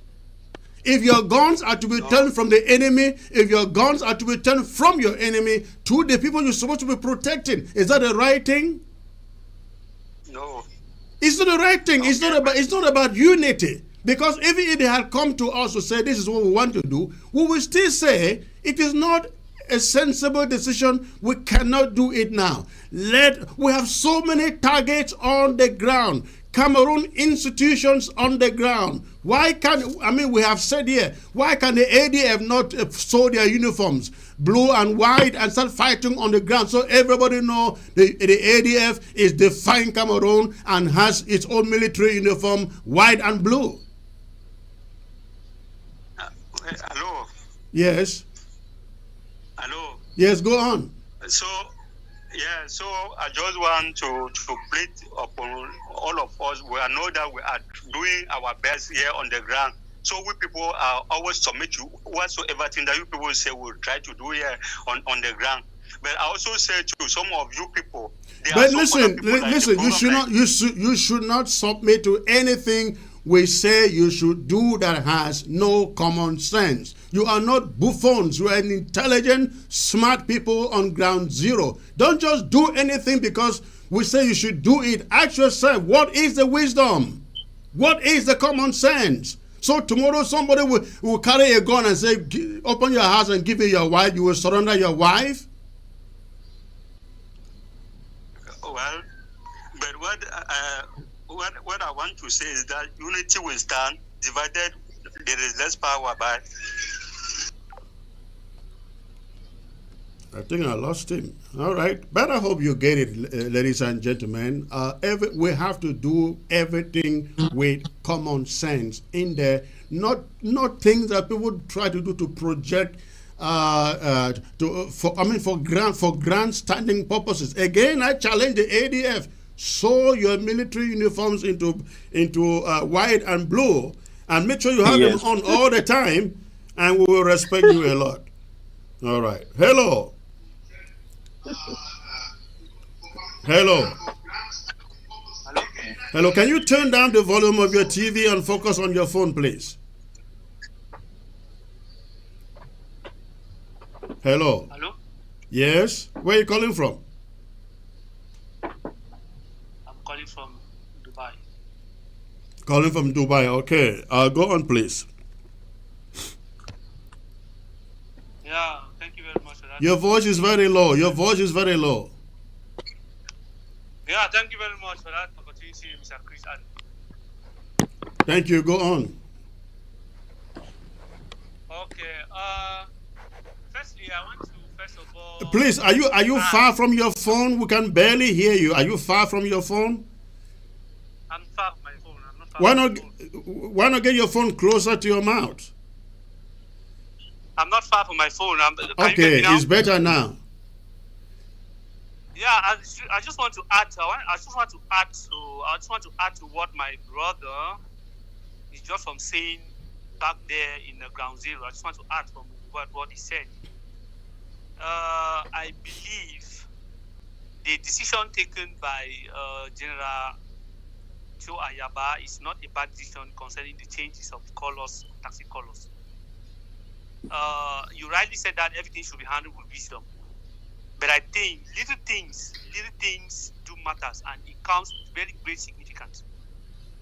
So I don't think it should be capitalized as maybe very ignorant or bad thing it did concerning changes of the taxi color. No, I think you misunderstand. I think you misunderstand what we have said. We have said for as long as it sounds like a good idea, the timing is wrong. Don't you understand that?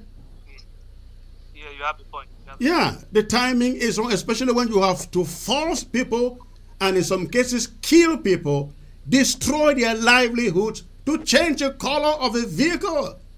How does it move us closer to Boya? Okay, do you also realize?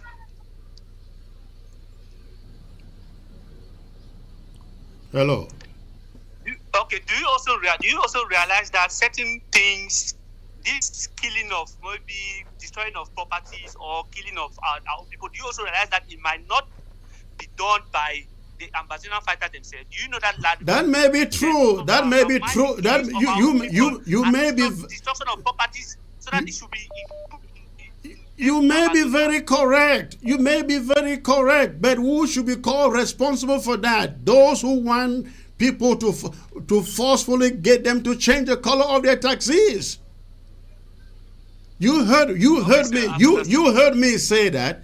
A lot of people will now take advantage. Maybe the guys you see busting taxi doors open and shattering the glasses in Bamenda, they may not even be fighters. There may be a lot of public disguise. But guess who gave them the courage to do that? Wrong decisions. Okay, fine. You have enlightened me enough, sir. I've understood. You have enlightened me enough. Thank you. I would like to end by saying that it's like my brother said, that united we fall, divided. United we stand, divided we fall. Thank you. Mr. Joe Ayaba has done anything wrong, I think we should call him. We should be united. We should try to dialogue No, you don't unite with somebody. You don't unite with somebody who doesn't want to unite with you. If I come to your home and knock your door, no, listen. I am at the center of this. Hold on. Listen to me. You don't know him more than me. How long have you known him? Hello? I'm getting you. How long have you known him?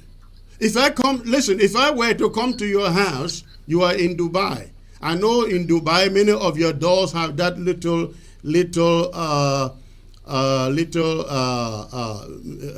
camera or mirror by your door that you can use inside to see who is knocking at your door outside, right? If I come knocking your door outside and you use that little mirror to see me outside and you refuse to open your door, what am I supposed to do? Turn back, right? Yeah, I go back and I come next time and knock the door. You do the same thing and see that it's still me, and you say you're not opening the door. I will turn back, isn't it? So, comrade, we are brothers. Everybody has their own ideologies, but we should not be divided. No, some ideologies may be good. Some ideologies may be good, but the timing wrong. Thank you. I see that. You see, comrade Chris, let me add something there. Can I say something? Yeah. Can I say something?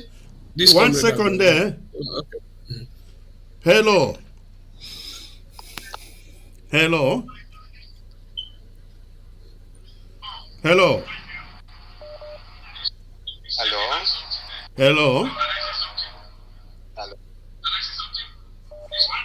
Turn down the volume of your phone, sir, of your TV before you call. I get to the next caller. Hello, Comrade Chris. Hello, sir. Good evening. Where are you calling from? I'm calling from Ground Zero. Okay. What is on your mind, sir? Okay. Good evening to all the panelists and Chris Ajwa and everybody and Mr. Mark Barata. And my subject, I want to just intervene in this subject that you brought up today, Comrade Chris. Because people talk too much without really knowing what is in that ground zero. They talk as if they are just looking the mirror by the upper side. They don't look the downer side. They don't look what is on the floor. Somebody like Ngiachu, let me call him Ngiachu in country talk because I speak Mancon. I grew up in Mancon. I grew in Bamenda and Kwen Bamenda, everywhere there. Let me really call him Ngiachu for him to understand. Somebody like Ngiachu that I'm calling Ayabacho. How can you instruct people to damage people's goods, knowing that you are exposing those people? La République has first bound even white and blue peppers that they don't even sell them again in Cameroon because of the Ambazonan fact. Oh, is that? And you still went up. So hold on, comrade. Did you say that La République has before now banned the selling of blue and white wrapping papers in Cameroon? in the whole Cameroon, because of that Ambazonan flags. Oh, because of Ambazonan flag, I get it. Okay. Yes, they just take the blue and white wrapping color. That's it. That's just the thing that they have bound those papers. They are not using them even in La République side, even anyway in Cameroon. And the ADF did not fight against that? How did they preach? No. Yes. That's How why did they they preach? call down here and ask. They don't still have those papers nowhere again inside Oh Cameroon. my or in God. Amazonia, nowhere. Okay. So, I didn't know that. yes, I have followed this crisis since when it started, since 2017. I'm following the crisis. I follow all the channels. I follow Ayabacho. I sleep with them. I follow John Bakura. I follow you every day. I followed Sako even with the Star Party King insulting places right now. But we don't want to listen to all those things. How can Ayabacho send people to go and confront La République themselves by changing colors of taxis to blue and white? Are those people armed? That if La Republic Army remove a gun and then the taxi driver will also remove a gun? No, that's the answer. No. Yeah, maybe they should have armed the taxi drivers so that when the Republic shows up, they shoot them, right? After all, it's a war situation. They shoot towards the La Republic too. Yeah. Then now, if the taxi man is not capable of shooting La Republic and La Republic profit by seeing the taxi and say you want to impose the Amazonian color, and they shoot the taxi man. The taxi man is going to Wush court now to judge the case of the dead man. Right. Or taxi people will go to Wush court to judge the case of the man that has passed away already.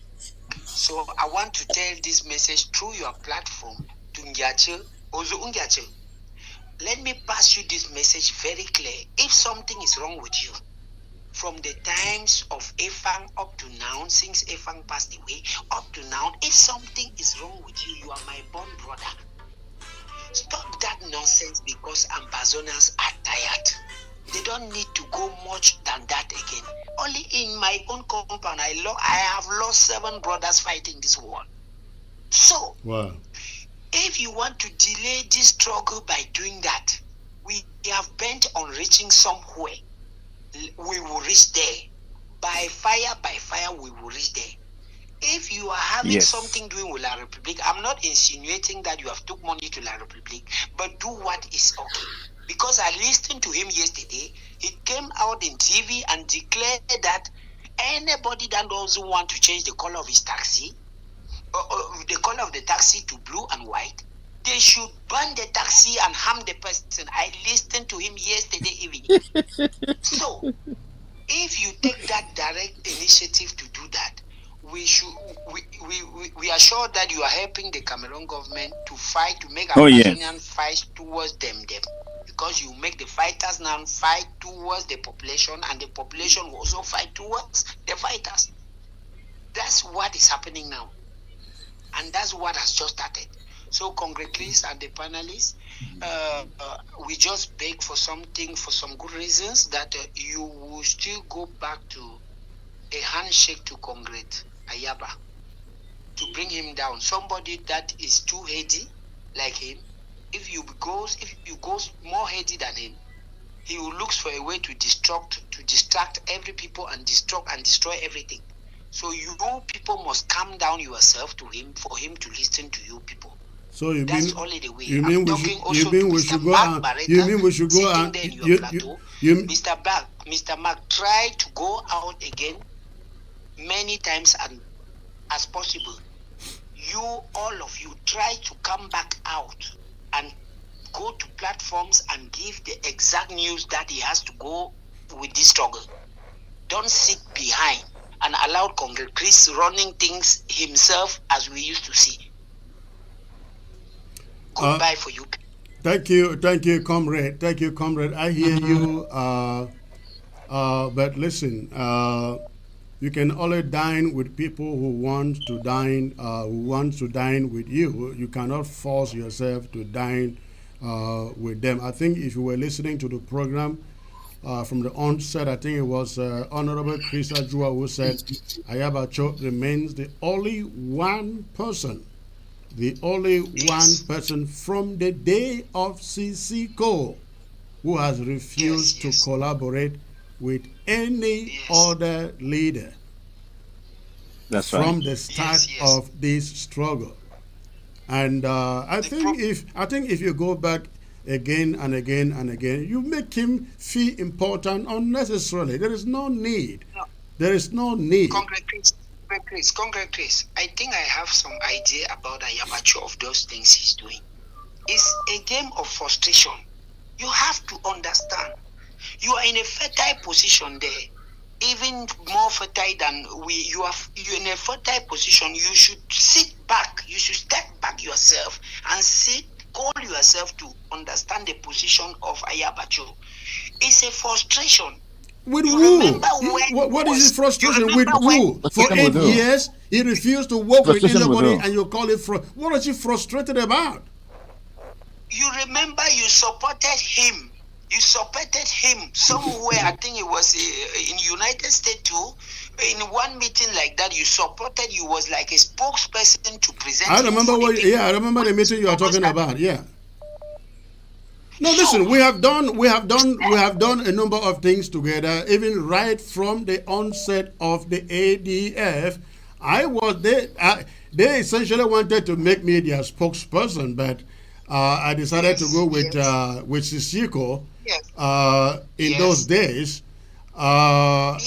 After that, we created the interim government, and he didn't like the idea of it. Would not join it. I know all the biography of your story inside this struggle since day number one, from SCBC up to ABC, everything. I follow you dead and dead and dead and dead. I have never missed one of your show. I know everything. I follow you even when with Barrister Frujon saw everything on ABC. So the problem with Ayabacho is frustration. Let me give you the Comrade Prince, the gentleman doesn't know. The gentleman doesn't know that you have tried to reach out to him. The only president that they will adore in Ambazonia. Right. At that time, you was supporting him. But now he doesn't still understand that he can step back himself when he see things going wrong. All right. He cannot. He only wants to force the dream of his, the dream that is inside his mind. That's the problem. All right, comrade, thank you. I put it in that position that is frustration. All right. Thank you, comrade. Thank you for the call. I appreciate it. Let's get to other callers here before I get back to my audience. Thank you for the call. Okay. Thank you. All right. Please, my panel, just hold on in there for a second. Hello.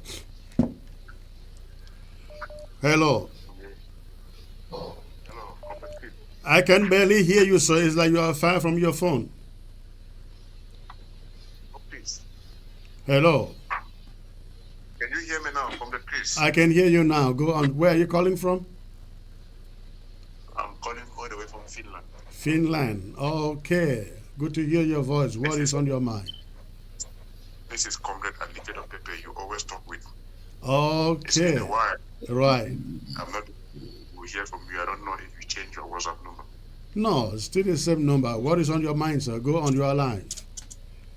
Yes, I must first of all laud your efforts with that of the panelists today. I'm so impressed with each and every panelist, most especially the comeback of our able Comrade Mark Barita. Yes, just to say the least, we cannot continue to condone some, hoodlums, what we call very dangerous and thugs. I'm talking about the likes of Ayaba. Somebody is saying we should calm down, talk to him. We don't need to talk to such people. And I don't think that Ayaba himself is up to the task, to derail what our forefathers they started fighting, what our able fighters on the ground, our comrades have stood for the past 8 years. This struggle didn't start in 2016, as some people may think. Yes, I am on the opinion what one of the panelists, I think is honorable, somebody I've forgotten. He said we're gonna take things for a tit for a tat. Yes, we are not fire for fire. We are not going to sit back, and take things lightly. I've followed you in quite some of your outings where you said you have tried to even extend the olive branch. You have tried to even go to the Ayaba himself, calling on him to reason with you guys. But he doesn't seem to. He thinks he's an island. Because for me, long before now, if you ask me, I would say this is the problem with him. When you go to him, he thinks that you lack something, and you are coming to him for him to give you that thing or to legitimize you. He doesn't see it like a comrade going to a comrade to forge solidarity, collaboration, unity, No, he doesn't see it that way. He thinks that you are coming to him because you need to be validated or to be. But to me, it's just childish. It's just, comrade, I have said this thing again and again and again. If I hear about you, or Chris I know, or somewhere Komesako, or anyone else in that matter thinks they are going to Boya to become the presidents of Ambazonia, they waste their time and they become a liability to this struggle. Until we learn how to be really selfless and empty ourselves, our plans and everything to serve the general good, we waste our time. Yes, and comrade, I must say that I also applaud your stance. You know, the way you came out powerfully in the Batipo saga, what these guys, they have done in Momo for the past years. The last, this is the way things are supposed to be done. Take a stance. The population should rise up against these hoodlums. Yes. They are deal with them. It's just the same thing in Bamenda. If we know where they are hiding, we should deal with them in such a way that by the mention of the name ATF, people will run in opposite directions. Yeah. They tried this in Bui. You know what happened to them in Bui? Right.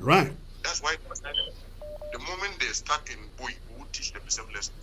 So he is trying to. Why is he only concentrated in Mizam? No, he says we are talking because we don't have fighters on the ground. So I guess the definition of fighters on the ground is turning into thugs and abductors as they do, I guess.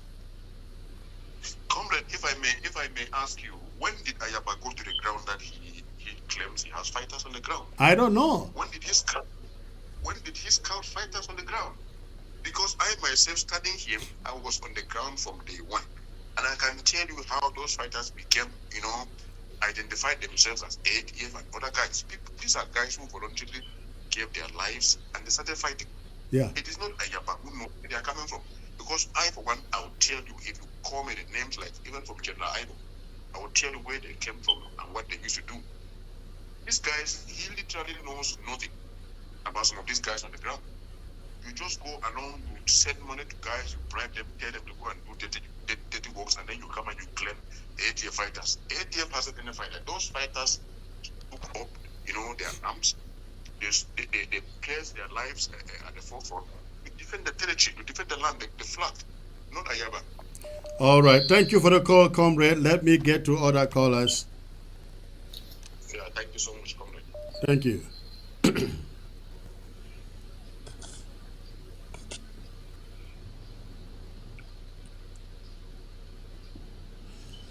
All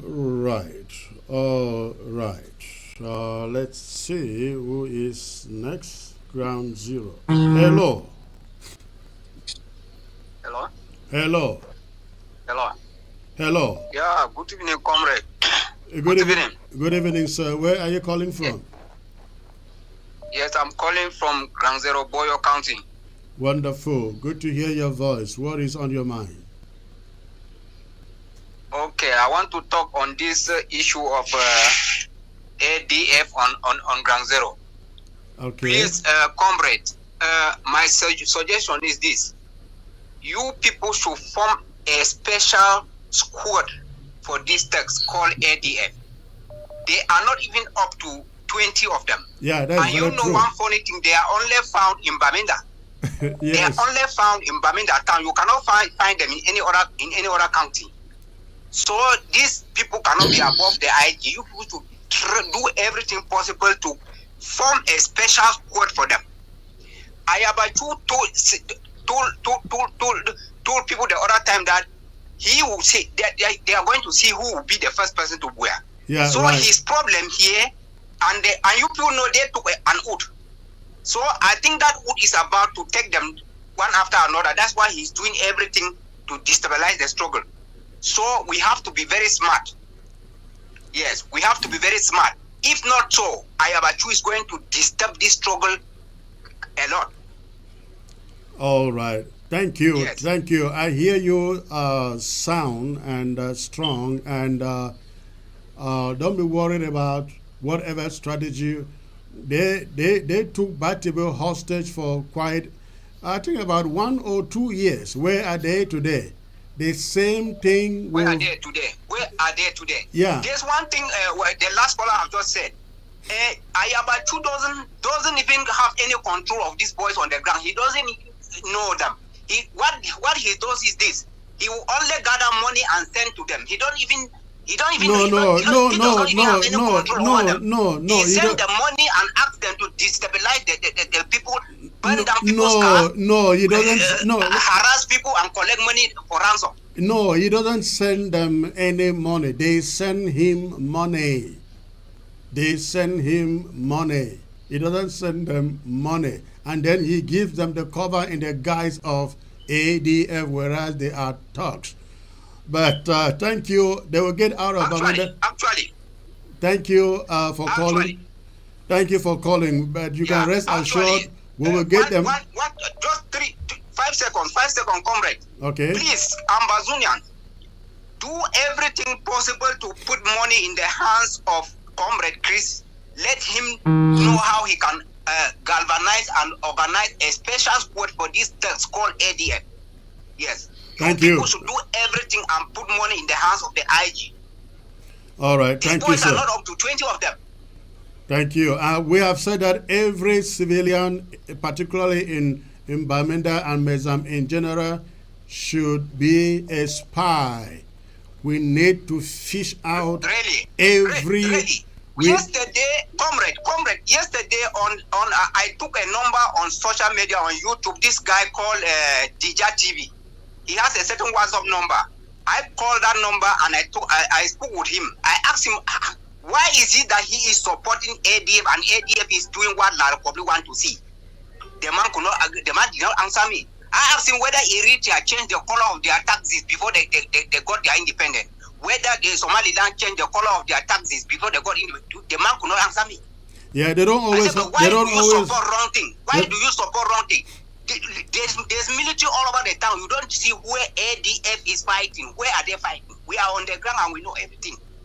And the man could not say anything, and he laughed at me. Yeah, they don't always have answers. All they have are threats. Thank you for the call, sir. Oh, wow. Too many calls coming in here. Hello. Hello. Hello. Good evening, comrade. Good evening, sir. Please get your phone closer to you. I can barely hear you. Yes. Good evening, comrade. Good evening, sir. Where are you calling from? I'm calling from La Republic. Okay. I hope you're a good neighbor. For sure. You know, we are refugees there. Okay. All right. What did they say your mind? Yes. My problem now about this issue of Ayabachu, just like the last caller said, they should put a special squad, very special one, technical one, of course. Yes. They fish out all those who are creating this confusion, because they have a very negative plan. They have been sponsored by the enemy, and if they can wipe them off, I think the zone will be very much clear for our boys to do the right thing. They give fear to the common people who suppose have protection. At the end of the day, they keep wasting the struggle and time and money. Yeah. You know, money is time, and time is money. We don't have time to waste. Absolutely. Let them understand that any name SDF, whether is who should be wiped off from the zone. Let them go and take refuge as some of us are taking. All right. Thank you. Thank you for the call. So we're running out of time. Thank you, too. Okay. Hello. Good evening, sir. Good evening, sir. Where are you calling from? This is Ground Zero. Ground Zero. Okay. What is on your mind, sir? Sir, following the present discussion that I have been listening with respect to this our struggle, turn down the volume of your TV and focus on the phone, please. Okay, sir. Following the present discussion that I have been listening with respect to this our struggle. Go on. Yes. Go on. That is what I've done. Exactly. Are you getting me now? I'm getting you now. Go on, sir. Thank you, sir. The stage at which we are now, it is wisdom that I believe will take us right up to. I am pleading that it is better for us to gather our financial resources, put our knowledge together, and focus on the enemy himself. It will pay us nothing chasing the boys of the enemy and allowing the actor who stays in place planning for the destruction of our mothers, fathers, children, and they put a plan to remove everybody from the map of the southern Cameroonians. The contribution of other brothers, as I've been listening, is good, but the best action is that let us consider any other thing concerning Ayaba or anything, because it is just a suspect. Let us focus on the real enemy we know. That will save us a purpose, time and money. If we start fighting Ayaba, the enemy will be happy. That is what they have been doing. That is the key way they have been managing to keep us up till this time. I hear you, sir. I hear you, sir. Our focus can never be. I hear you, sir. Our focus can never be, will never be Ayaba. Thank you, sir. I am happy to hear this from you. However, when you have people. So by the grace no, let me finish. Let me finish. Let me finish. Let me finish. Hold on. Let me finish. All of you. Hold on, please. Astray, those that are focusing to bring us this freedom together. Hold on, sir. Hold on, sir.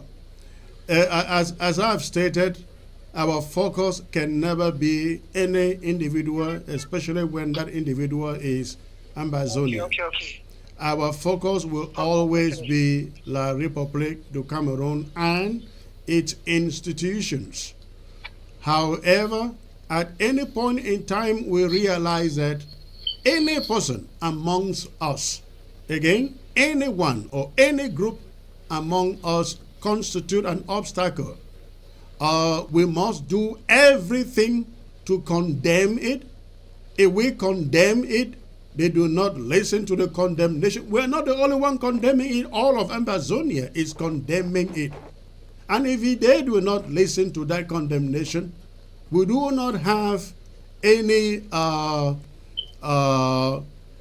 modalities by which we can physically confront them. But what will we do is, if we can hand them over, get rid of them, we will. Because at the end of the day, when they get the people who have supported this struggle for 8 years to now turn against it, when they get this, no, let me finish. When they get the same people, I am grateful hearing this from you. When they turn, listen to me. Let me finish. I'm not. Let me finish. You will have the opportunity. You will have the opportunity to talk. Hold on there. Face him. Please, I don't want to cut you off. Listen to me after I will let you speak. So listen, after, if the same people now get the people who have sacrificed for this struggle for 7-8 years, now turning to the enemy that they have fought for all this year for help. If it comes to that, if it comes to that, we will leave nothing undone but to eradicate, to eviscerate whosoever will be responsible for that. Listen, my brother, there are thousands of us languishing in jails in Yaoundé, in Douala, in Boya, in Bamenda. There are some in the diaspora who will never go back home if we do not win this thing. And if somebody is on the ground and trying to become an obstacle, we will get rid of that obstacle before we get rid of La République du Cameroon. Take this to the bank.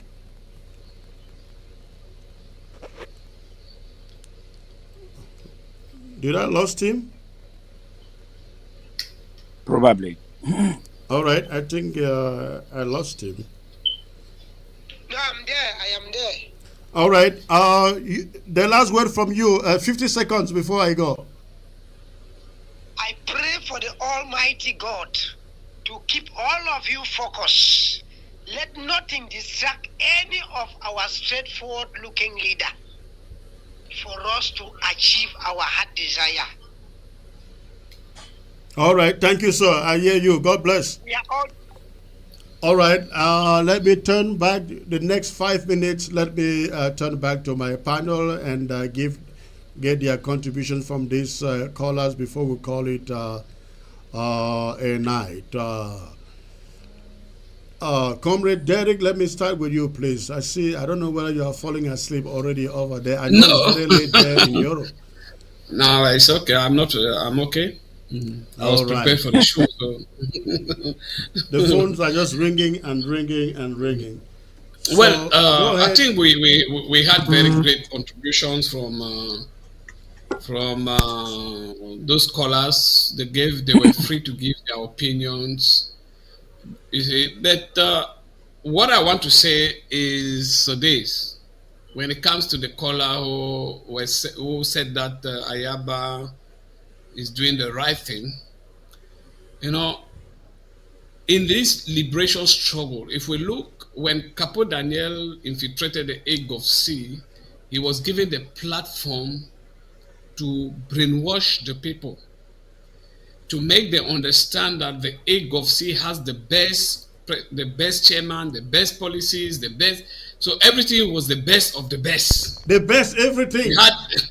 We have the best roadmap. Let me tell you a little story here. I attended a conference in Cambodia, in Capo Daniel was there representing the Egg of Sea, and Capo Daniel, I sat there and I was nauseating in my spirit when each time that Capo Daniel had to say anything, because every time he opened his mouth, we had fighters in all the 13 counties of Amazonia. That's what he was telling. He was telling people, we have the best generals. I mean, I was seated there and other people, Yerima, and they were all sitting around the table, and everything Capo Daniel was. ADF has a number one fighters all over 13 counties of Amazonia. We are the largest fighters on the ground. ADF is. I mean, you remember in the days of Idi Amin when he was the best. He was the best. Idi Amin was the best of everything in Uganda. The best athlete, the best runner, the best footballer, the best swimmer. That was what I was hearing for Daniel. But go on. So it was really unfortunate. They allowed him to come up with this propaganda. We have the best roadmap. You see, until they themselves. By then I was in the Egg of Sea. I looked at this thing and I used to visit the chairman himself. I said, like, why do you guys allow this young man to distract our people? You cannot go out there and be, telling people you have the best of this, you have the best of that. And at the end, you see nothing. And when I see now the policies, that they are coming out with, now I ask myself, is this the best of the roadmap you have to change taxi colors? Is that what would take us to Amazonia? So I just want to advise again once more the Egg of Sea followers. It is not every policy that the leadership takes that you should just accept. Look at it critically, send in your suggestions, Don't just swallow them, because that is what those followers are doing. They just listen they just follow what the leadership is doing, believing that they have the best of everything. And when you come on forum, they express that, that belief. We have the best of this, we have the best of that, and at the end you see nothing. So please, those who believe that the AGOC is doing something good, fine. Look at their policy carefully and make sure that it moves according to the principles of our liberation struggle. Thank you. And when it comes to Filimon, okay, anyway. Yeah, go on, make a point. Yeah, and when it comes to Filimon Yang, when I followed his speech, it's really laughable, because he was addressing the international community, and he was not supposed to think about what they have been preaching in Cameroon. If I were him, I will start by asking the world to bring justice and peace. And once there is justice and peace, then we can be talking about unity in diversity. You can never have unity in diversity in a chaotic situation. So that is what he would have, first of all, told the international community as the chairman, and then as the president of the 79th session, president to be, because he's already elected. So we should understand the game Cameroon is playing. This is not the first time, and this is Filimon Yang is not the first Ambazonian they have used to deter the attention of the international community. They believe that that is what they will achieve, but they should know that from the beginning they have achieved nothing, and Filimon Yang will come and change nothing. We saw all these things during the Bakassi Peninsula. They took even our best lawyers who went accompanied them, and then they brought their citizen come to and pushed him down. Oh, you see, it is him who did the job. It is him. They never mentioned any of our people, And then you come even during the Commonwealth. When there was tension, they choose, but and Ambazonia, I said, go there, go and tell them that no, everything is okay. And why not? Even the late Achidachu, when Paul Biya was invited to where he was, when the Queen invited Paul Biya, he took Achidachu to London, and Achidachu did most of the job. Defending that no, the policies of the government is okay, that just very few of them Anglophones, because he himself called himself Anglophone, very few of us Anglophones who are complaining that the government will do something, and that is how it has been always. Look, even Monzo, when Monzo is even an example, he will do those recommendations and they will give him the job. And that is the same thing with Filimon Yang. They believe that, okay, within this 1 year, they might use him to derail or delay this Ambazonian struggle. But we are standing fast. The international, we should not fool ourselves. The international community know our story even better than some of us. That is correct. Yeah. So we should not deceive ourselves by giving them a reason for not doing what they are supposed to do. We are supposed to tell them directly that they know the problem, let them intervene directly and solve it, than making as if they never knew anything. They know. They were there from the beginning. They know that they voted for our independence. They know that that independence was granted. And there is something we should understand. There is no country in this world that has been granted independence twice. Because independence is sacred. Once you are granted that independence, it is once and forever. Nobody can cancel it. And that is why the UN has never, no country has ever been given independence twice. So the independence of Ambazonia is there. Nobody has taken it. It is sealed. So what we are pushing now is to reclaim that, restore that sovereignty. And the international community know very well that we are fighting to restore that sovereignty. So there is no need of preaching that, oh, they have not granted us independence. They are not doing. No, they have, and they know it. So we should not give them a pretext where they will be hiding behind and even making Cameroon feel that they can do something. And that's why you see crook people like Capo Daniel is going out telling people that no, we were not granted independence. We were granted independence because we decided to join Cameroon. Can you imagine those anti-sovereignty ideas? No, we were granted independence even before going into any acceptance to meet the Republic of Cameroon.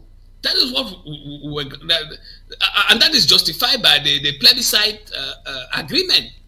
There was a clear plebiscite agreement showing that there are two states, and even the ambassador of Cameroon made it very clearly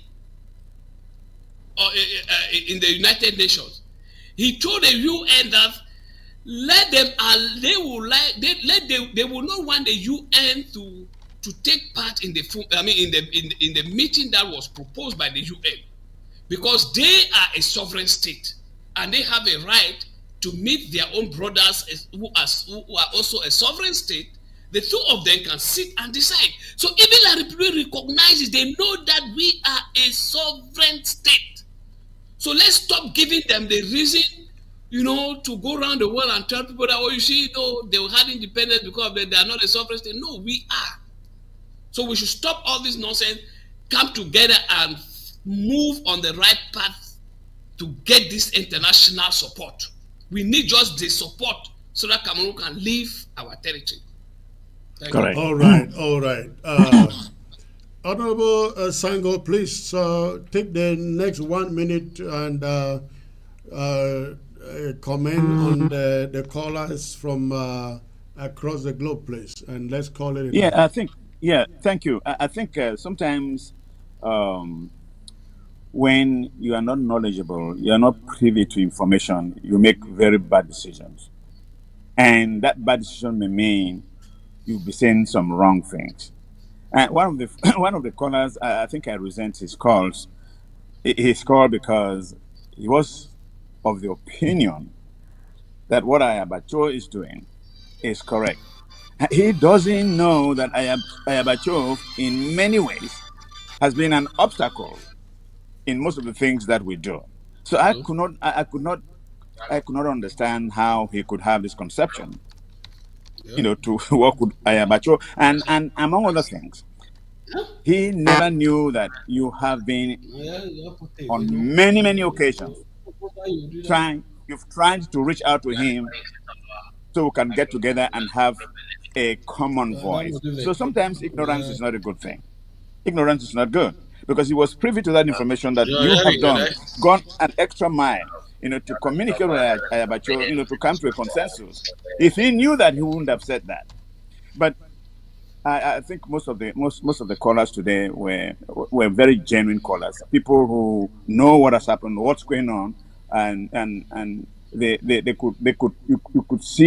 could hear their plea, not only to make us have this thing get to the finish line. They are very fervent supporters of this struggle. But I think at the end of the day, we will prevail. I have that in my heart of hearts. It's just a matter of time. It's not if, but when. Thank you. All right. Honorable Chris Ajua, your turn, please.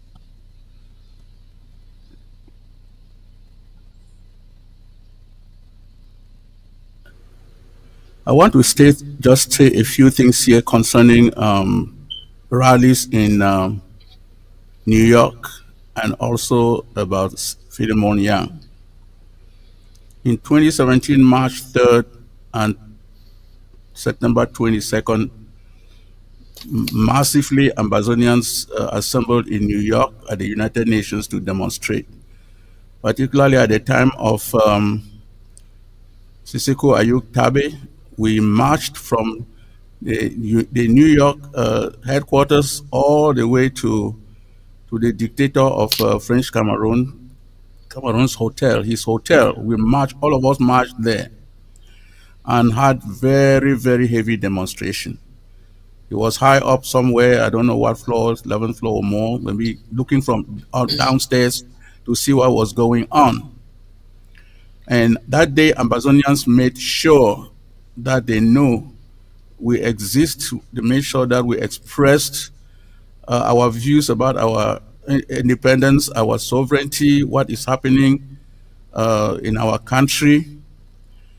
And now, fast forward about 7 to 8 years after that, here comes a new president of the United Nations from a country that to all intents and purposes has violated every article in the United Nations Charter, which stresses peace and security.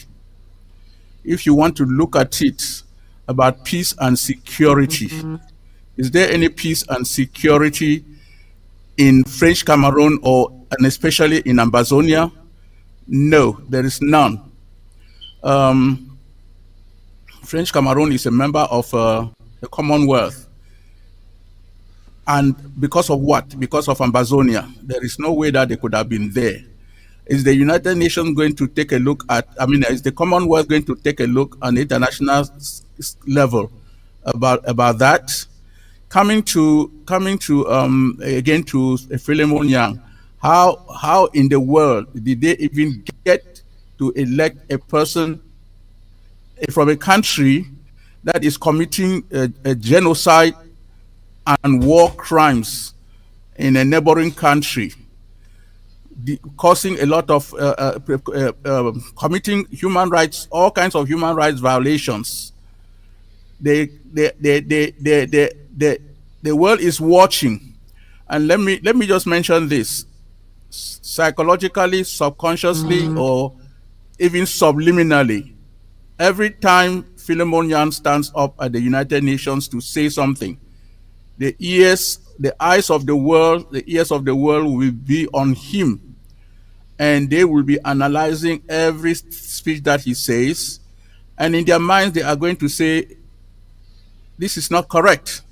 They may not say it now, but they know it. They know the truth, and they know that without truth, there can be no justice, and they know also that you cannot have any peace that the UN claims to promote without having justice. So if they really are serious in solving the former British Southern Cameroon's Ambazonia problem, this is the time. Every time they look at Filimon Yang, it should remind them about this injustice that has been caused, an injustice that an organization as the United Nations has right on their plate. Every time he stands up, they should have it on their plate, in front of them, on their paper, and should think about having this problem solved once and for all. That would be my message to the United Nations and to the world. Thank you all very much. Well, thank you, all of you, so very much for coming up to be part of the broadcast tonight. I'd like to wish all of you a good night out there in Europe and in America. Mike Barretta was long gone. Thank you, sirs, for being part of the show. Thank you. Thank you. Thank you. All right, ladies and gentlemen, that will be it for tonight. But before I go, I just want to again remind all of you, if you are in the USA, in Canada, please take note of this massive rally planned for the United Nations headquarters in New York in September. Against this thing by against Filimon Yang, against Filimon Yang. Again, the date is still being planned. When the date is announced, we will let you know. Okay. Please, let me take this caller who has been trying to call all this while. Hello. Hello. I've said it again and again. You want to call, you turn down the volume of your set before you call. Hello. Hello. Hello. Hello. Yes, sir. Where are you calling from? I am calling from Ground Zero. Okay, and what is on your mind, sir? Yeah, I just wanted to contribute in this program of Ayabacho, who is actually giving a lot of problems on Ground Zero here in Bamenda. You people forget to know that Ayabacho is dealing with the government. The government of Cameroon is sponsoring Ayabacho for all what atrocity he is doing. So you people must know that he's not doing that out of his own senses. And all his families, all his relatives are not here in Bamenda. They are all run to Yaoundé. They are staying but in Yaoundé. He has no relative around Bamenda. And all these guys that are giving atrocities in Bamenda, we will soon start identifying them. No, and even if you should not soon start. I have asked since I think 2 weeks ago that it should be ongoing right now. They should have no hiding place, not anywhere in all of Mezam. Anything called ADF should not have a hiding place anywhere in Mezam. They tried that in Momo, and we let them in there for a while, and then eventually they were all chased out. The same thing has to happen inside all of Mezam. You are very correct on Camara Chris. This is a problem that you have to know that these guys block the road going to Bengui. You have a military base right in the heart of Alabukam.